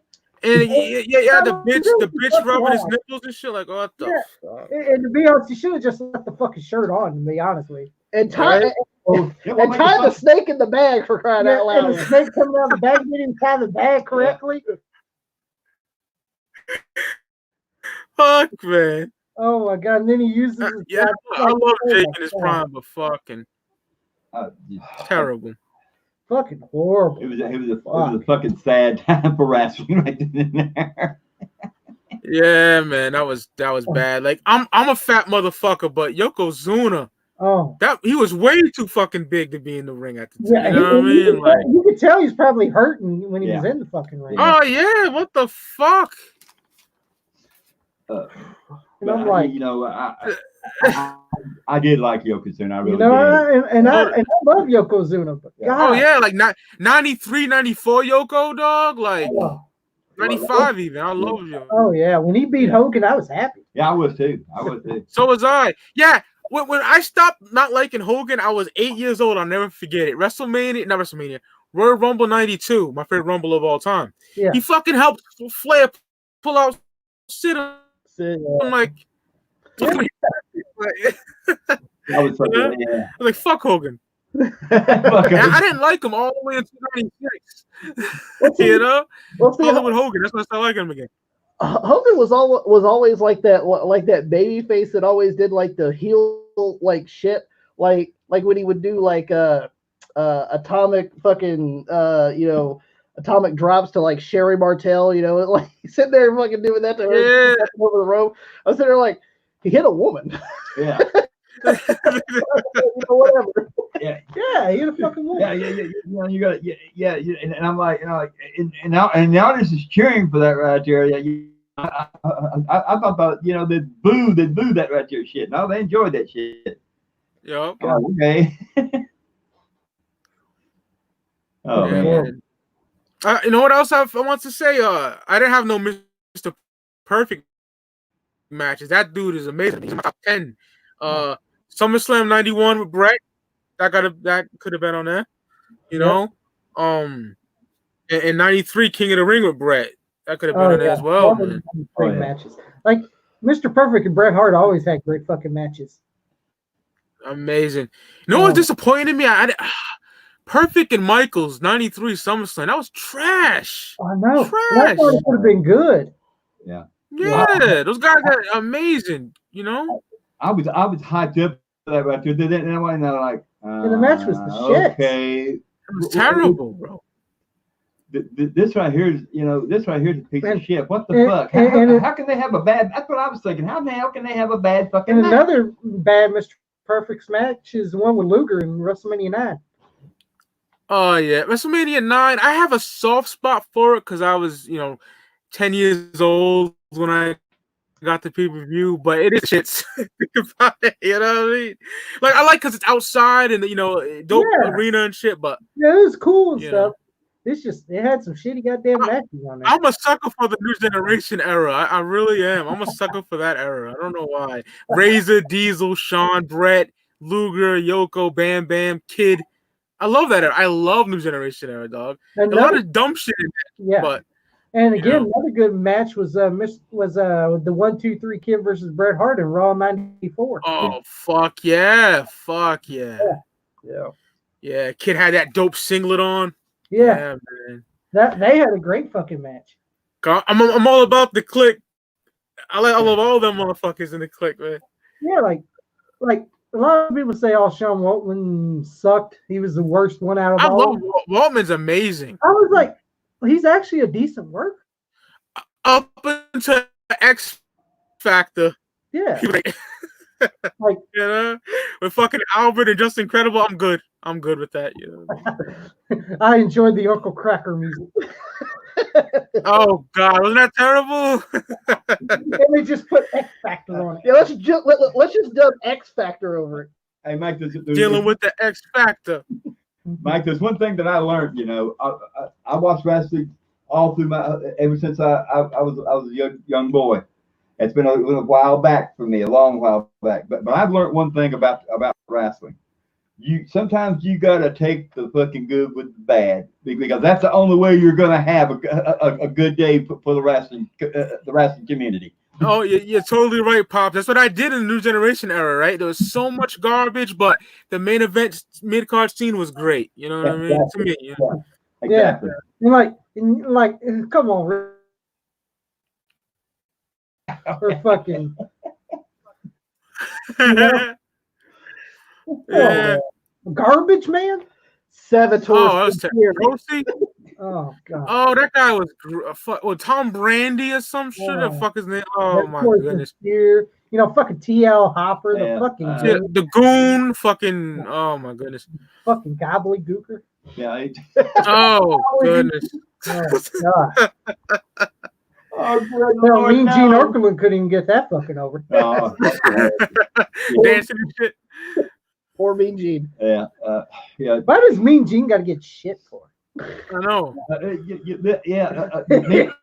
Gene, the poor guy, he got shit on a lot. Putting him in dumb, stupid shit. He really got shit on a lot. But he fucking took it in stride. That's what you're thinking about. That's what I liked him do. He did it all. Get and run with it. Yeah, and I heard a lot of people are mad, like Jim Ross, because he's not good at commentary in AEW. I was like, it's Jim fucking Ross. Who gives a fuck? To me, he's great. He didn't change to me. He may not be over, it's Jim fucking Ross. Like, he's a god. Yeah, like he can say whatever the fuck he wants to. I don't give a fuck. He's up there with Gordon Soley, man. You know what I mean? And Tony Schiavone, like, he don't get the credit he deserves. He was a good announcer. Oh, I love Schiavone. Yeah. I always love Schiavone, man. Even his little stint in WWE, like in 90, 89, you know. I love Tony Schiavone. What was the line? This is the greatest event in pro wrestling history. Every time Nitro called. Yeah. Fuck this Nitro. Yeah. I loved it when fucking Tony Schiavone said, when the fucking Hogan and Nash had that fucking finger poke of doom. And he said, "Oh goodness, first Nitro in history, there, Tony." Hey, Mike, I want to ask you a question of the announcers. What's your feeling on Lance Russell? To be honest, I probably know who that is if I hear him, but it's not ringing a bell right now. He did a lot of Memphis stuff, and he was hired by WCW. Was it 90? It was 89, 89 a little bit in 90. Yeah, he did a few announcing there, but he didn't last very long. He didn't last very long because he went right back to Memphis. Yeah, that's probably why. Yeah, I'm a wrestling connoisseur myself, but it didn't really ring a bell. Yeah, so I'll probably check him out and see. I do have to say the fucking mask is horrible. Yeah. What was horrible, Tommy? The mask guy. The fucking mask announcer on AEW is fucking horrible. Oh, he's fucking trash. I agree. What the fuck? He's trying too hard. Like when Justin Roberts announces, he tries too hard as well. I tell you what. Go get bullied by JBL again, bitch. Do me a favor. Check Lance Russell out and get back with me on what you think about it. I think he was a great announcer, but backing that right there, day in Memphis. I think he was great. Definitely will, Pops. And these announcers now in WWE are the shits too. Oh God, I don't who's that fag? What's his name? Yeah, there you go. The home wrecker over there. Carmella is a busted bitch. That bitch ain't even fine. Her face is mangled and shit. I was like, Corey, you deserve it. Is he the one that looks like Is that him? Looks like he put a fucking skunk on his head. His fucking hair. Yeah. Oh, that motherfucker, man. First time I seen that son bitch, I said, why the fuck he wearing a skunk on his head? I'm not joking, Mike. I did. I did like an old sight. Like he tries to be Ventura or something. He's fucking Bobby Heenan or fucking Joey Lawler as a heel, and he's fucking horrible. He could not even be a good fucking heel announcer. The motherfucker ain't worth a shit. And terrible. Aaron Saxton, he sucks too. Yeah, he was. Oh goodness, right? You know, fucking with his red socks, with his red fucking socks. What Brian Saxton? He ought to still keep carrying his wife's bags. That's exactly what he should be doing. Like God, man, like, and I love Jerry Lawler, but they have diminished Lawler on commentary. Yeah. He's not even entertaining anymore. Yeah, he's not even entertaining. The last time Lola was great was the Ruthless Aggression era, man. He was fantastic. And fucking Michael Cole, he's always been the shits. So I fucking hated him since 1997, bro. Yeah, always hated. Fucking, he's whack. Was never a fan. I just never liked him. I just never did. I just never seen anything there with him. And to me, I like the announcers in NXT way better. Nigel McGuinness, and Beth Phoenix, they're way better. He tries to copy Monsoon. It's deafening in here. Fuck out of here, Cole. You're terrible. It's deafening right there in the empty arena that they got. I tell you what, you can hear the fans going. Here's my opinion, but most people say that I'm old school, which I am. But I like an announcer that keeps me, that's right there in the ring with them, that keeps you on the edge of your seat. Even they don't know what's going to happen. Yeah. Damn, that sounds so fucking awesome. That you're just staring at the motherfucker, and you're on the edge of your seat, not knowing what's going to happen. That's the kind of announcing I like, and that right there is what brought to wrestling to me. And see, and Jim Ross is the one making those trash baggers in that fucking promotion any good.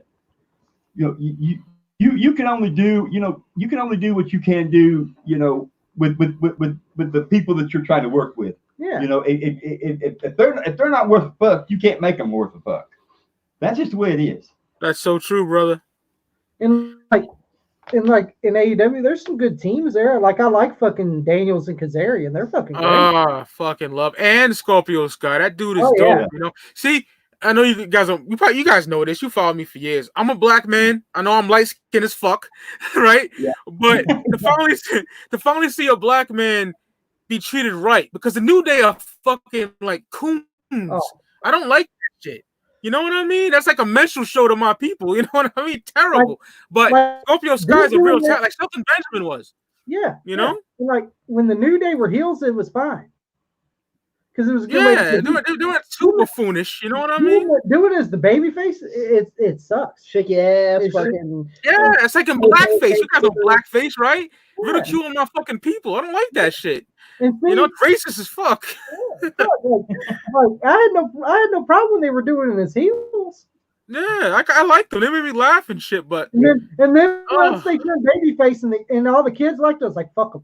That twerking and shit. Come on. Like, fuck the New Day now. Here's the thing too. You see, here's the way I feel about this right here. Now when Coffee won that title, he should have done something amazing, like turn on the New Day. Say I don't need you guys. On your own. Yeah. I'd be the promoter. I would have said it's time to turn. It's time to get rid of the New Day. You separate yourself from them.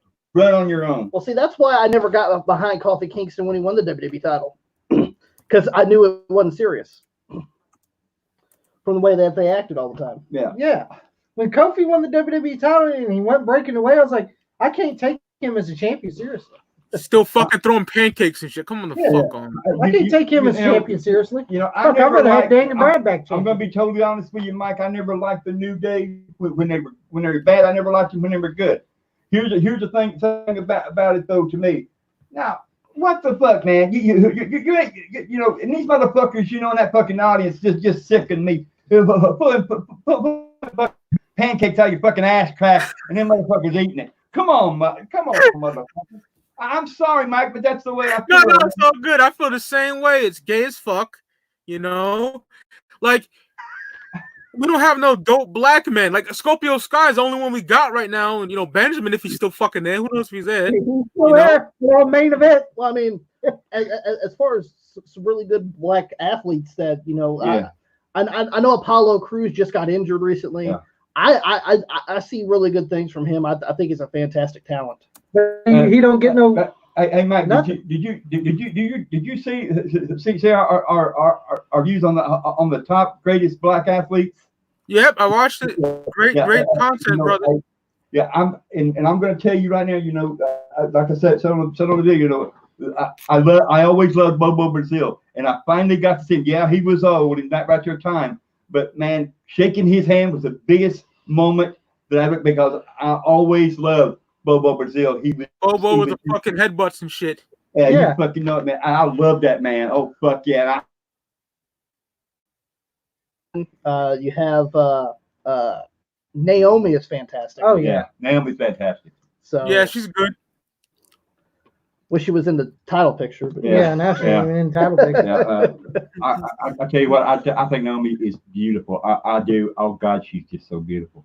God damn. Yeah, nice ass too. Oh, there you go. You just called it out of mine. Mike, you took the words right out of my mouth, man.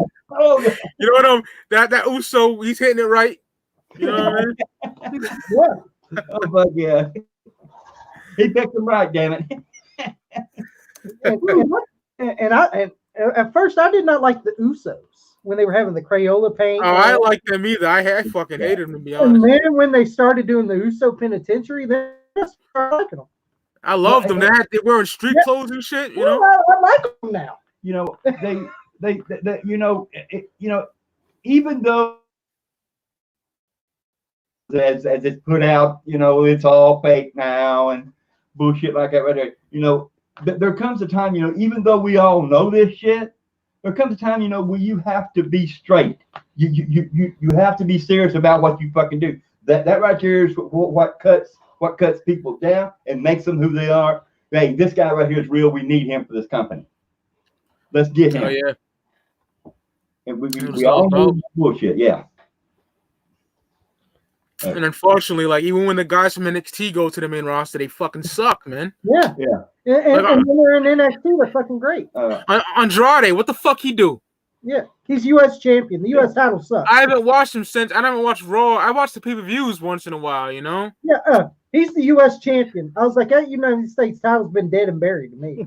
Yeah, been dead, dog. Like, when the fuck was that prestigious? Like, yeah, it's not prestigious anymore. I hate what they become, bro. Like, I really do. Yeah, like U.S. title was prestigious. Now it's just nothing. And here it is with me, Mike. People say, well, man, you just keep repeating the same old shit. Yeah, that may be so, but here's the thing. Those guys that come from NXT, they were great in NXT. They make it to the main roster, and what are they doing now? They're not even on the fucking shows. They wasn't even on the fucking shows. They were back there fucking eating catering. Right? What the fuck is that? Like, I want Ciampa and Gargano to flourish, but that'll never happen. Yeah. That'll never happen, bro. Look, Shinsuke Nakamura was fucking great in NXT. Dog, I fucking loved him. Exactly. Look at him now. He's with fucking Sami Zayn and Cesaro, for God's sake. Look at Cesaro. He's been fucking floundering for fucking years. Yeah. And Nakamura now, he looks like they're like, what the fuck is this? Yeah. And Sami Zayn looks like his ring attire is trash too. That fucking Nakamura and Zayn match the weekend of WrestleMania 32, man, that was incredible. Yeah. And fucking Samoa Joe. I love Samoa Joe. Look at him, man. Same. Shit.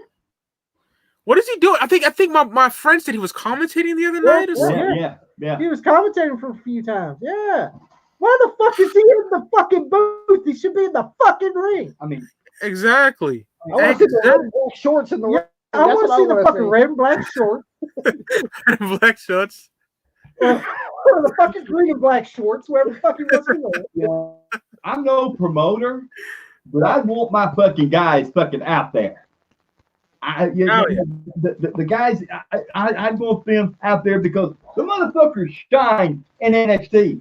Motherfuckers, let them shine now. Yeah, speaking of that, you got Samoa Joe on commentary, but then they're like, oh, we're gonna get Rob Gronkowski to come out and fucking hump the goddamn fucking ring post. Yeah. Oh my god. Okay, I'd rather see Samoa Joe wrestle than Rob Gronkowski come out and rape the fucking ring post. Back down. Okay. Here's the way I feel about that. I thought about this and I said, you people ain't gonna let these guys shine, the ones that busted their fucking ass. But you're gonna let this motherfucking football player come out there and hump the fucking ring post. Fine, way to go, WWE, you motherfuckers. And me, I didn't give a fuck about Rob Gronkowski anyway. Me neither. Fuck him. I didn't give a fuck that your boy's Mojo Rawley. He sucks too, just like you do. What a waste of space that dude is. Garbage. Yeah, I can't believe he didn't get released yet. Yeah. Right? Yeah. You released about 50 million motherfuckers, but you can't release Mojo? Yeah, fuck out of here. That's what I don't understand. To keep these motherfuckers that ain't worth a fuck. And that you right release there, some of the good ones? that takes the space of a fucking spot for one of these guys in NXT to move up to the ladder. That's what I'm saying. You release guys like Gallows and Anderson and fucking Revival and fucking shit like this, but you can't release Mojo Rawley over here. Revival was so good. So good in NXT. What a waste. They were the best fucking tag team in NXT. Picture perfect right there. One of the best tag teams in NXT. Then they come to the main roster and DX fucking buries them right there on fucking Raw. And I'm like, right? Well, their career's done. Well, so long. See you later. That's all I got to tell them. Because they ain't coming back from that. Well, goddamn, they lose Kurt Hawkins and Zack Ryder. That's even worse. Well, I knew. Oh, God. I fucking knew when they announced the fucking match. I already said to myself, well, the rival's going down. Here we go. 1, 2, 3. It's over right here. Fuck it. Run it. And everybody should have known what was going to happen. The fucking NXT is just going to run right over them fuckers. And that's what they did. It was a sad thing, but they did. I'm sorry, to be honest, NXT is probably the best fucking one out there. To be honest with you, WWE. I agree. I'll be honest though, I haven't kept up with NXT for probably a year. I'm so behind with WWE with the product. It's not even funny, man. It's horrible because I don't want to get happy with NXT and then they get moved to the main roster and just start sucking up. It's like fuck. Yeah, they're true. Fucking absolutely. And see, Triple H makes talent, and then when they go to the main roster, they fucking flounder. Yeah, fucking Vince and fucking Beaver Teeth over there, done. Yeah. Oh, fucking leave it to Beaver looking fuck. Here's something like to me, and I watched both of them, and I do have to agree. The main roster, puts on a show. Well, to me, they always say, NXT is the second rate, right? Well, to me, man, I think to me NXT is the first rate because and fucking the main roster is the second rate because I agree. The NXT puts on the best fucking shows. I think they do. Yeah, their fucking takeovers. Their fucking takeovers are fucking awesome. Oh, amazing! It took me back to the Ruthless Aggression era, like that. It's great. Takeover shows do a hell of a lot better than the fucking main shows WWE does. They Absolutely, they do. Well, see, also this is too like with what was it? WrestleMania had 18 fucking matches on the fucking card. Yeah, this year. 18 fucking matches. 18 fucking matches. Who gave a fuck about Otis and Dolph fucking Ziggler? Otis, that fat motherfucker with Mandy, right? Oh, he's wild. You ever get that? Yeah. Right? Yeah, I was going through the network, right? And I seen it said part 2. I'm like, part 2? Yeah, wow. I think they did they did it night 1 and night 2. Yeah, it was 2 minutes for one night. Yeah, it was too much. Here's the thing that like you said, that motherfucker gonna get he ain't gonna get a fucking stiff cunt hair like that damn bitch. Fuck. Who gave a fuck about Otis and Dolph Ziggler? What the fuck does that deserve to be on Mania? WrestleMania is fucking 18 matches, and then you get to NXT, and NXT has on their big shows 5 to 6 matches. Yeah, they're great. That's enough. That's enough to get me interested if you build those matches. The highest I'll go for a pay-per-view is maybe 8. Yeah. 8 to 10. 8 to 10. You know, it's just too fucking long, and the goddamn matches was boring motherfucking shit. You know, fuck. Like, who gave a fuck about Otis and Dolph Ziggler's match? Shit. Fucking, what was it? The last year's WrestleMania, not 36, but 35. We actually watched 35. Yeah. It was so long. I swear to God, I had a birthday in between fucking WrestleMania 35. I was there like, man, this fucking show's been going on. It took at least 8 hours, and I'm like, what the fuck? I could have worked this shift. I didn't even watch that Mania. I don't think. I can't remember. Believe me, you don't want to watch it. I remember being so mad because Nakamura won the Rumble when he fucking loses. Yeah. Mm-hmm. And the one before that one, I'm like, what? Yeah. Well, you could also say, you know, that when Asuka won the Royal Rumble, that too. I love Asuka. Here comes Ronda Rousey to point at the guy that WrestleMania side. Take the shine away, fucking cunt. You know, I hate that bitch. They took her And fucking amazing match away. They took it away. They threw it away. She wants to talk shit about wrestling fans. You know what? Yeah, no, I heard about that. Yeah. You're not one of the boys. That's why. No one still in a Legends gimmick, bro. Like, fucking, you rip off people's gear. You know. Yeah. You fucking you're like, I hated when she came in. She can't sell. She can't do shit. Nothing. You don't deserve the money. You're a Twizzler eating bitch. You're a Twizzler eating fucking twat. and fucking look like a goddamn raccoon with fucking face paint. Cringy, right? So cringe.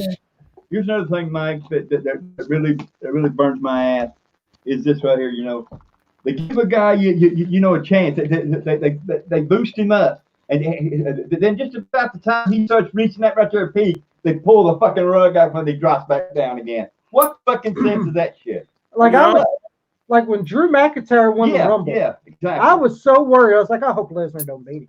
Yeah. And thank God he didn't. And I gotta say, he was a fucking wonder to me because I know how much Vince loves fucking Brock Lesnar. That motherfucker don't deserve to be paid. No, he doesn't, man. Fuck him. He's an overpaid clown. That's why I hate every time when Vince is low on ratings. What does he think? He brings in has-beens. Yeah. Like fucking Brock Lesnar and fucking Life Alert Goldberg.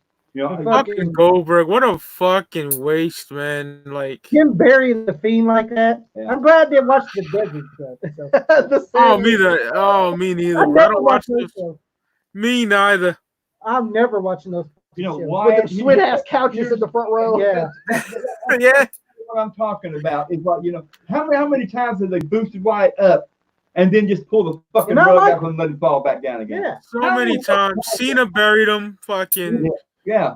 And then he gets this Fiend gimmick, and it was getting over really good until he had the worst Hell in a Cell match with Seth Rollins. Yeah. I heard that was a fucking train wreck.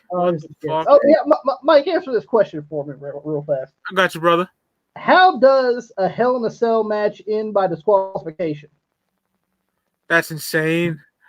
What the fuck?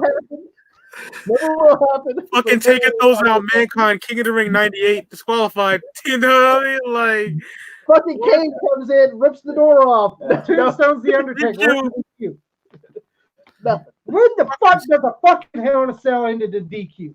It never happened. Mike, this is McMahon's dementia. Yeah. That's what this is. Yeah. The man needs a fucking. Yeah, he probably does, bro. Like, what the fuck? Because I have never said. I'm talking like when I first started wrestling, which I said before. I was a boy. I seen cage matches. They have never been a fucking cage match that's been called disqualification. Never. Like, what the fuck? I was like, how the fuck can it end on a DQ? What the fuck? Well, you know why, right? Why? Because Vince makes movies. Right. Movie. I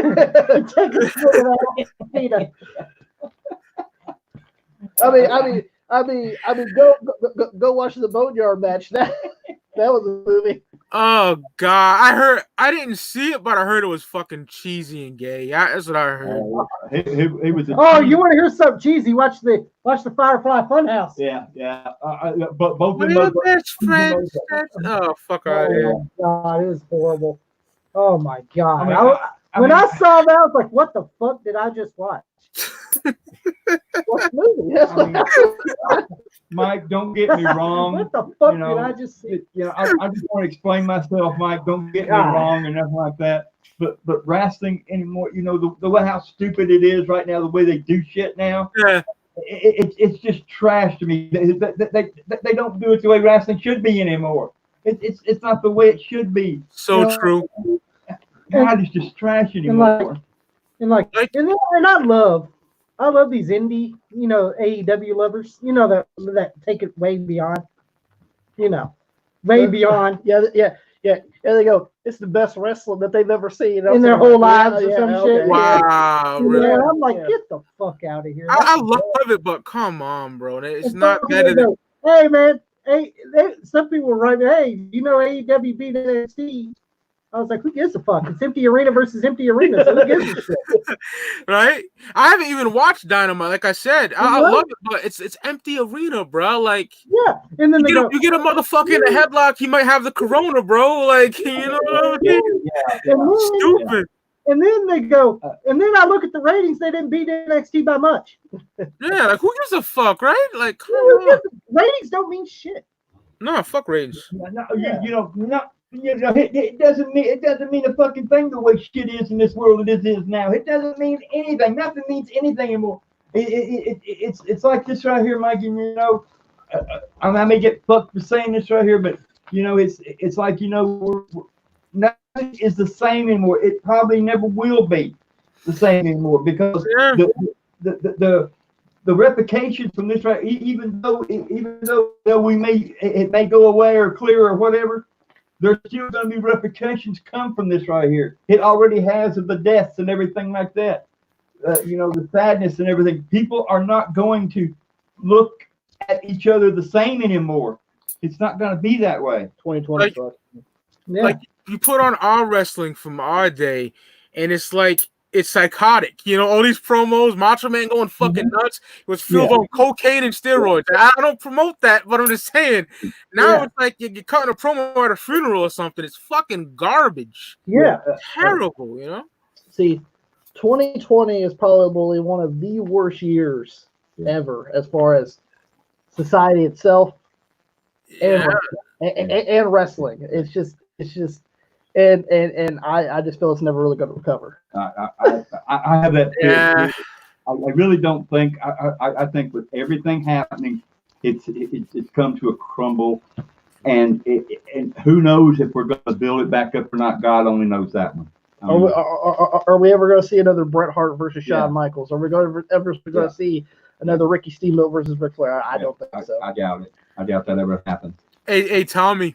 TN Couponer in the chat says, please let Tommy do an impression of Ronda Rousey. Kelly. What, of her selling? Because that's selling. That's what it says, yeah.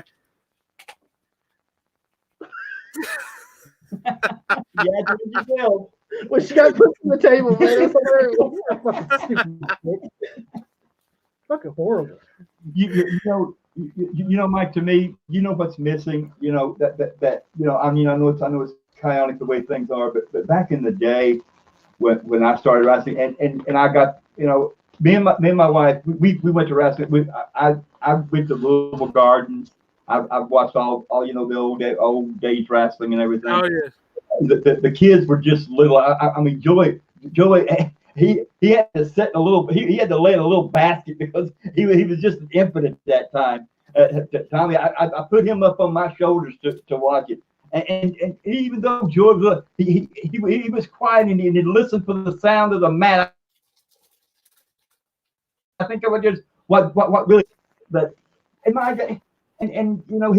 kind of graduated up to the independence thing, the territory days that.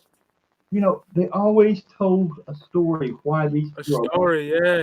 Like all the matches on our list was storytelling matches. Yeah, you know what I mean? That's what I'm saying. Anymore, Mike, it just seems like to me like they throw these guys together. What's the story behind the match? None. What? Yeah. I want belt. Statement shit, you know? That's it. I'm just, I want to know why these two are wrestling. Why are they in the ring together? What started all this feuding? Yeah, what started it? But, they don't do it anymore, Mike, and it's just like. Yeah, well, see, that's why I said you can miss a Raw and it wouldn't fucking matter. No, back in our day, I'm at school in '98. I'm like, yo, I'm Nitro and Raw, bro. I can't wait. And I used to channel surf. Yeah. Between the two of them. Well, hey, you want to go out? You want to go out and play outside? Fuck outside. Yeah. Exactly. I would run down the stairs and watch TNC, baby.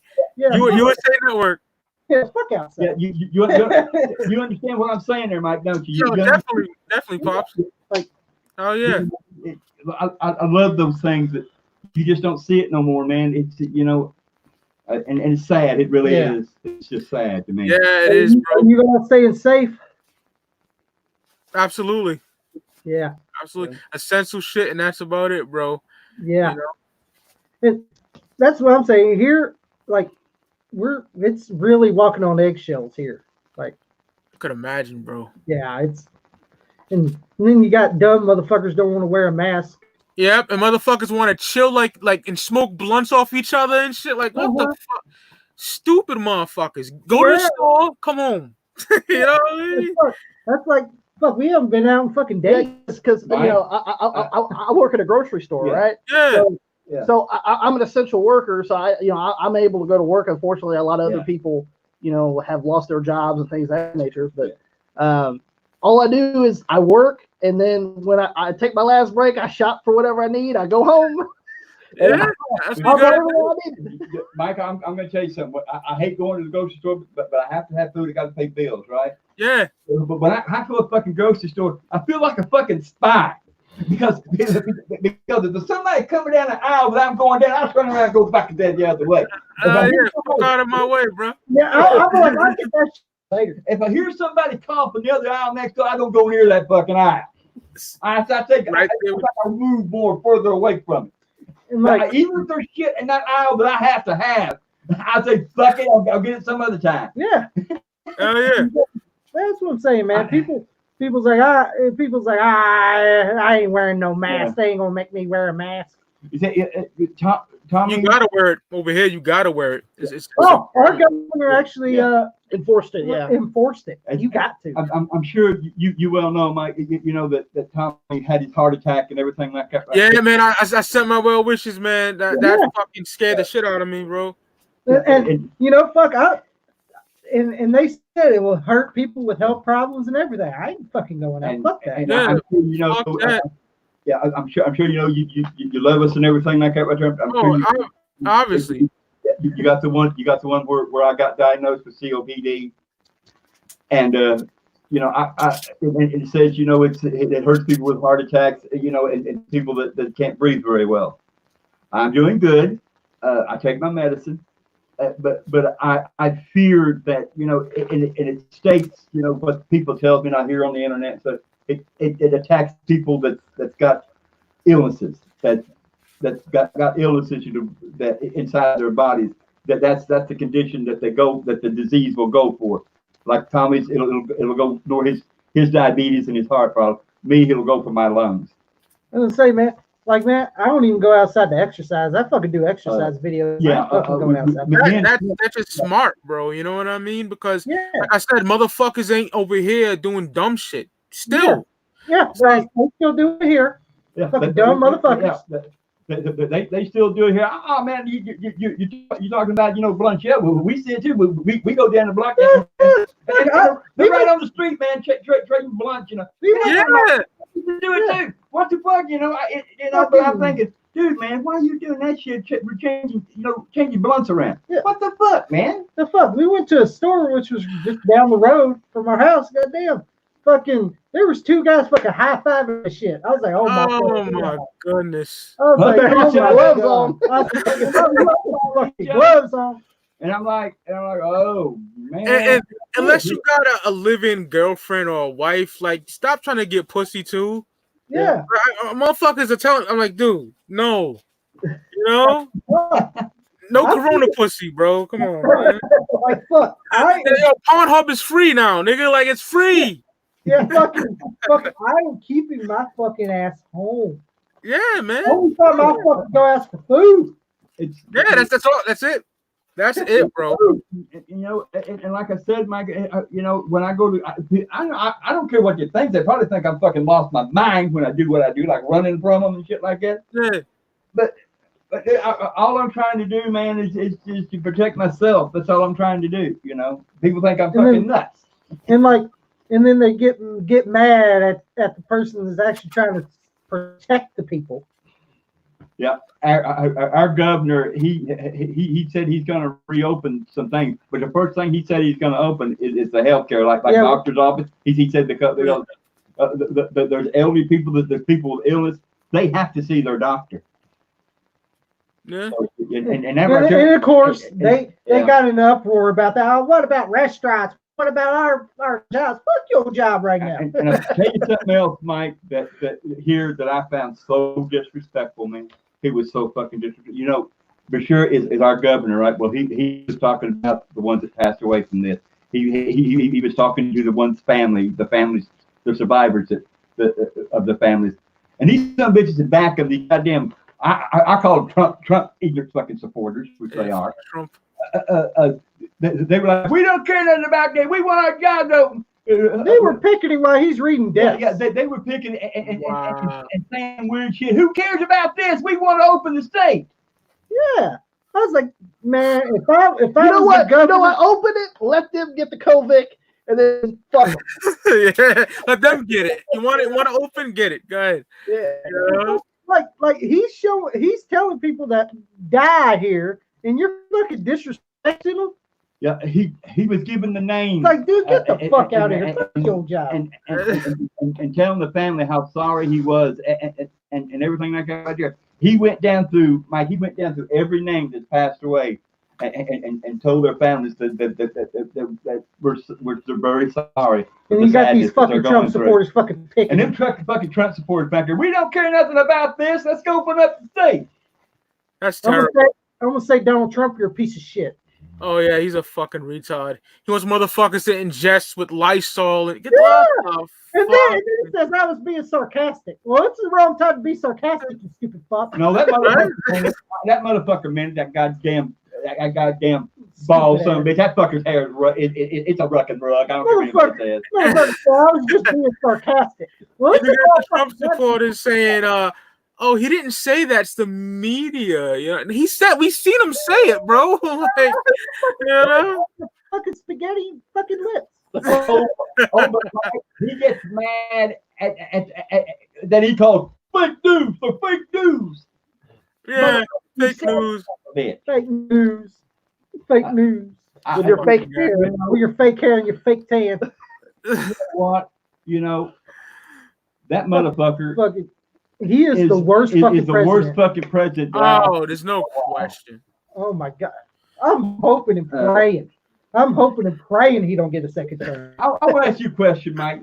Now you know, I'm not political or anything like that right here, but I want to ask you a question just right here and see if you feel the same way I feel. Okay. How long has Obama been out of the presidency? When was that? It's been a while. 4 years ago. Yeah, 4 years ago.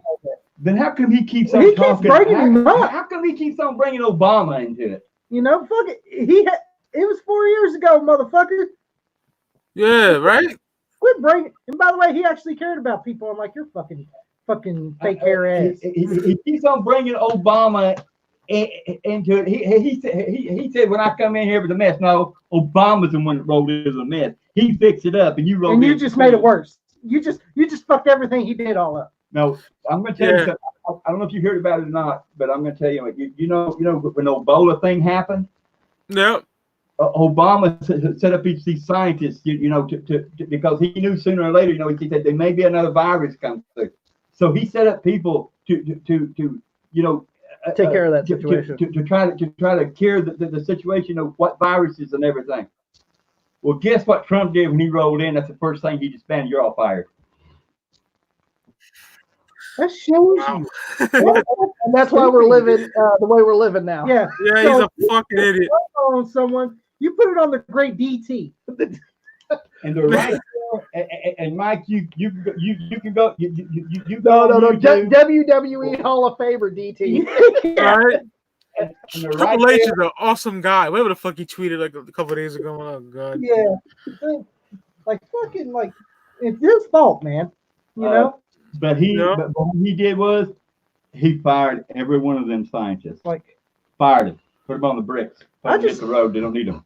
I just hate Dumb. people that don't want to fucking listen to people that actually care about people. And About the their thing- citizens. And here's the thing: the same scientist told Trump said there's said you don't know what kind of diseases we may have in the past, or what kind of diseases we're going to have in the future here. Guess what? He didn't give a shit. He fired him anyway. And now look what we got.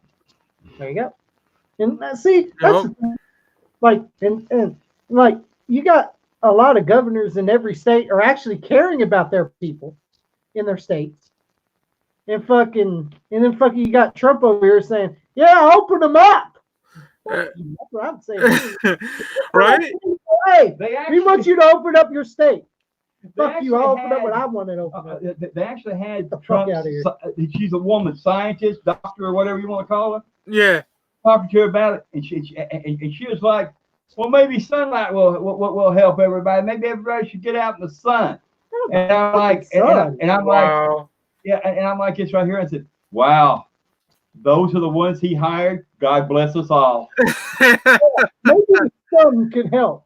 What the fuck is the sun gonna do? Yeah, the sun can kill it. Like, you got to get a vaccine first, you fuck. You know what I mean? Like, before I do anything, you know what I mean? Yeah, you need to fucking find a vaccine instead of sitting on your ass giving everybody pins. Here's what he Right. said. Here's what Trump said. And his as he's trying to roll along and get presidents again on the dead people that's already passed away. That's what he wrote. That's just what his campaign is. That's what he's rolling on. The people died. He said With his fake tears. Yeah, with the summer weather, it may just go away.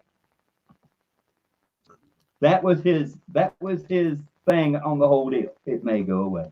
It may go. Idiot. Yeah. Like fucking here. I can't comprehend how stupid he is. Yeah. Man. Like here in the state of Kentucky, our governor is actually opening stuff slowly. Yeah. You know. Which is good. You know, Joey took me. A girl from work told him said that. Joey said, "Well, he's a godsend." Well, my thing is, Mike. You see now, when I was a boy, I read the Bible. I had to go to church. My mom made me go. And the thing, Mike, that I learned about God, that if Trump is a godsend, then everything that I learned about God, it must have been all false. Because if he let somebody like that right there, if God sent him to help us, we're fucked. Completely fucked.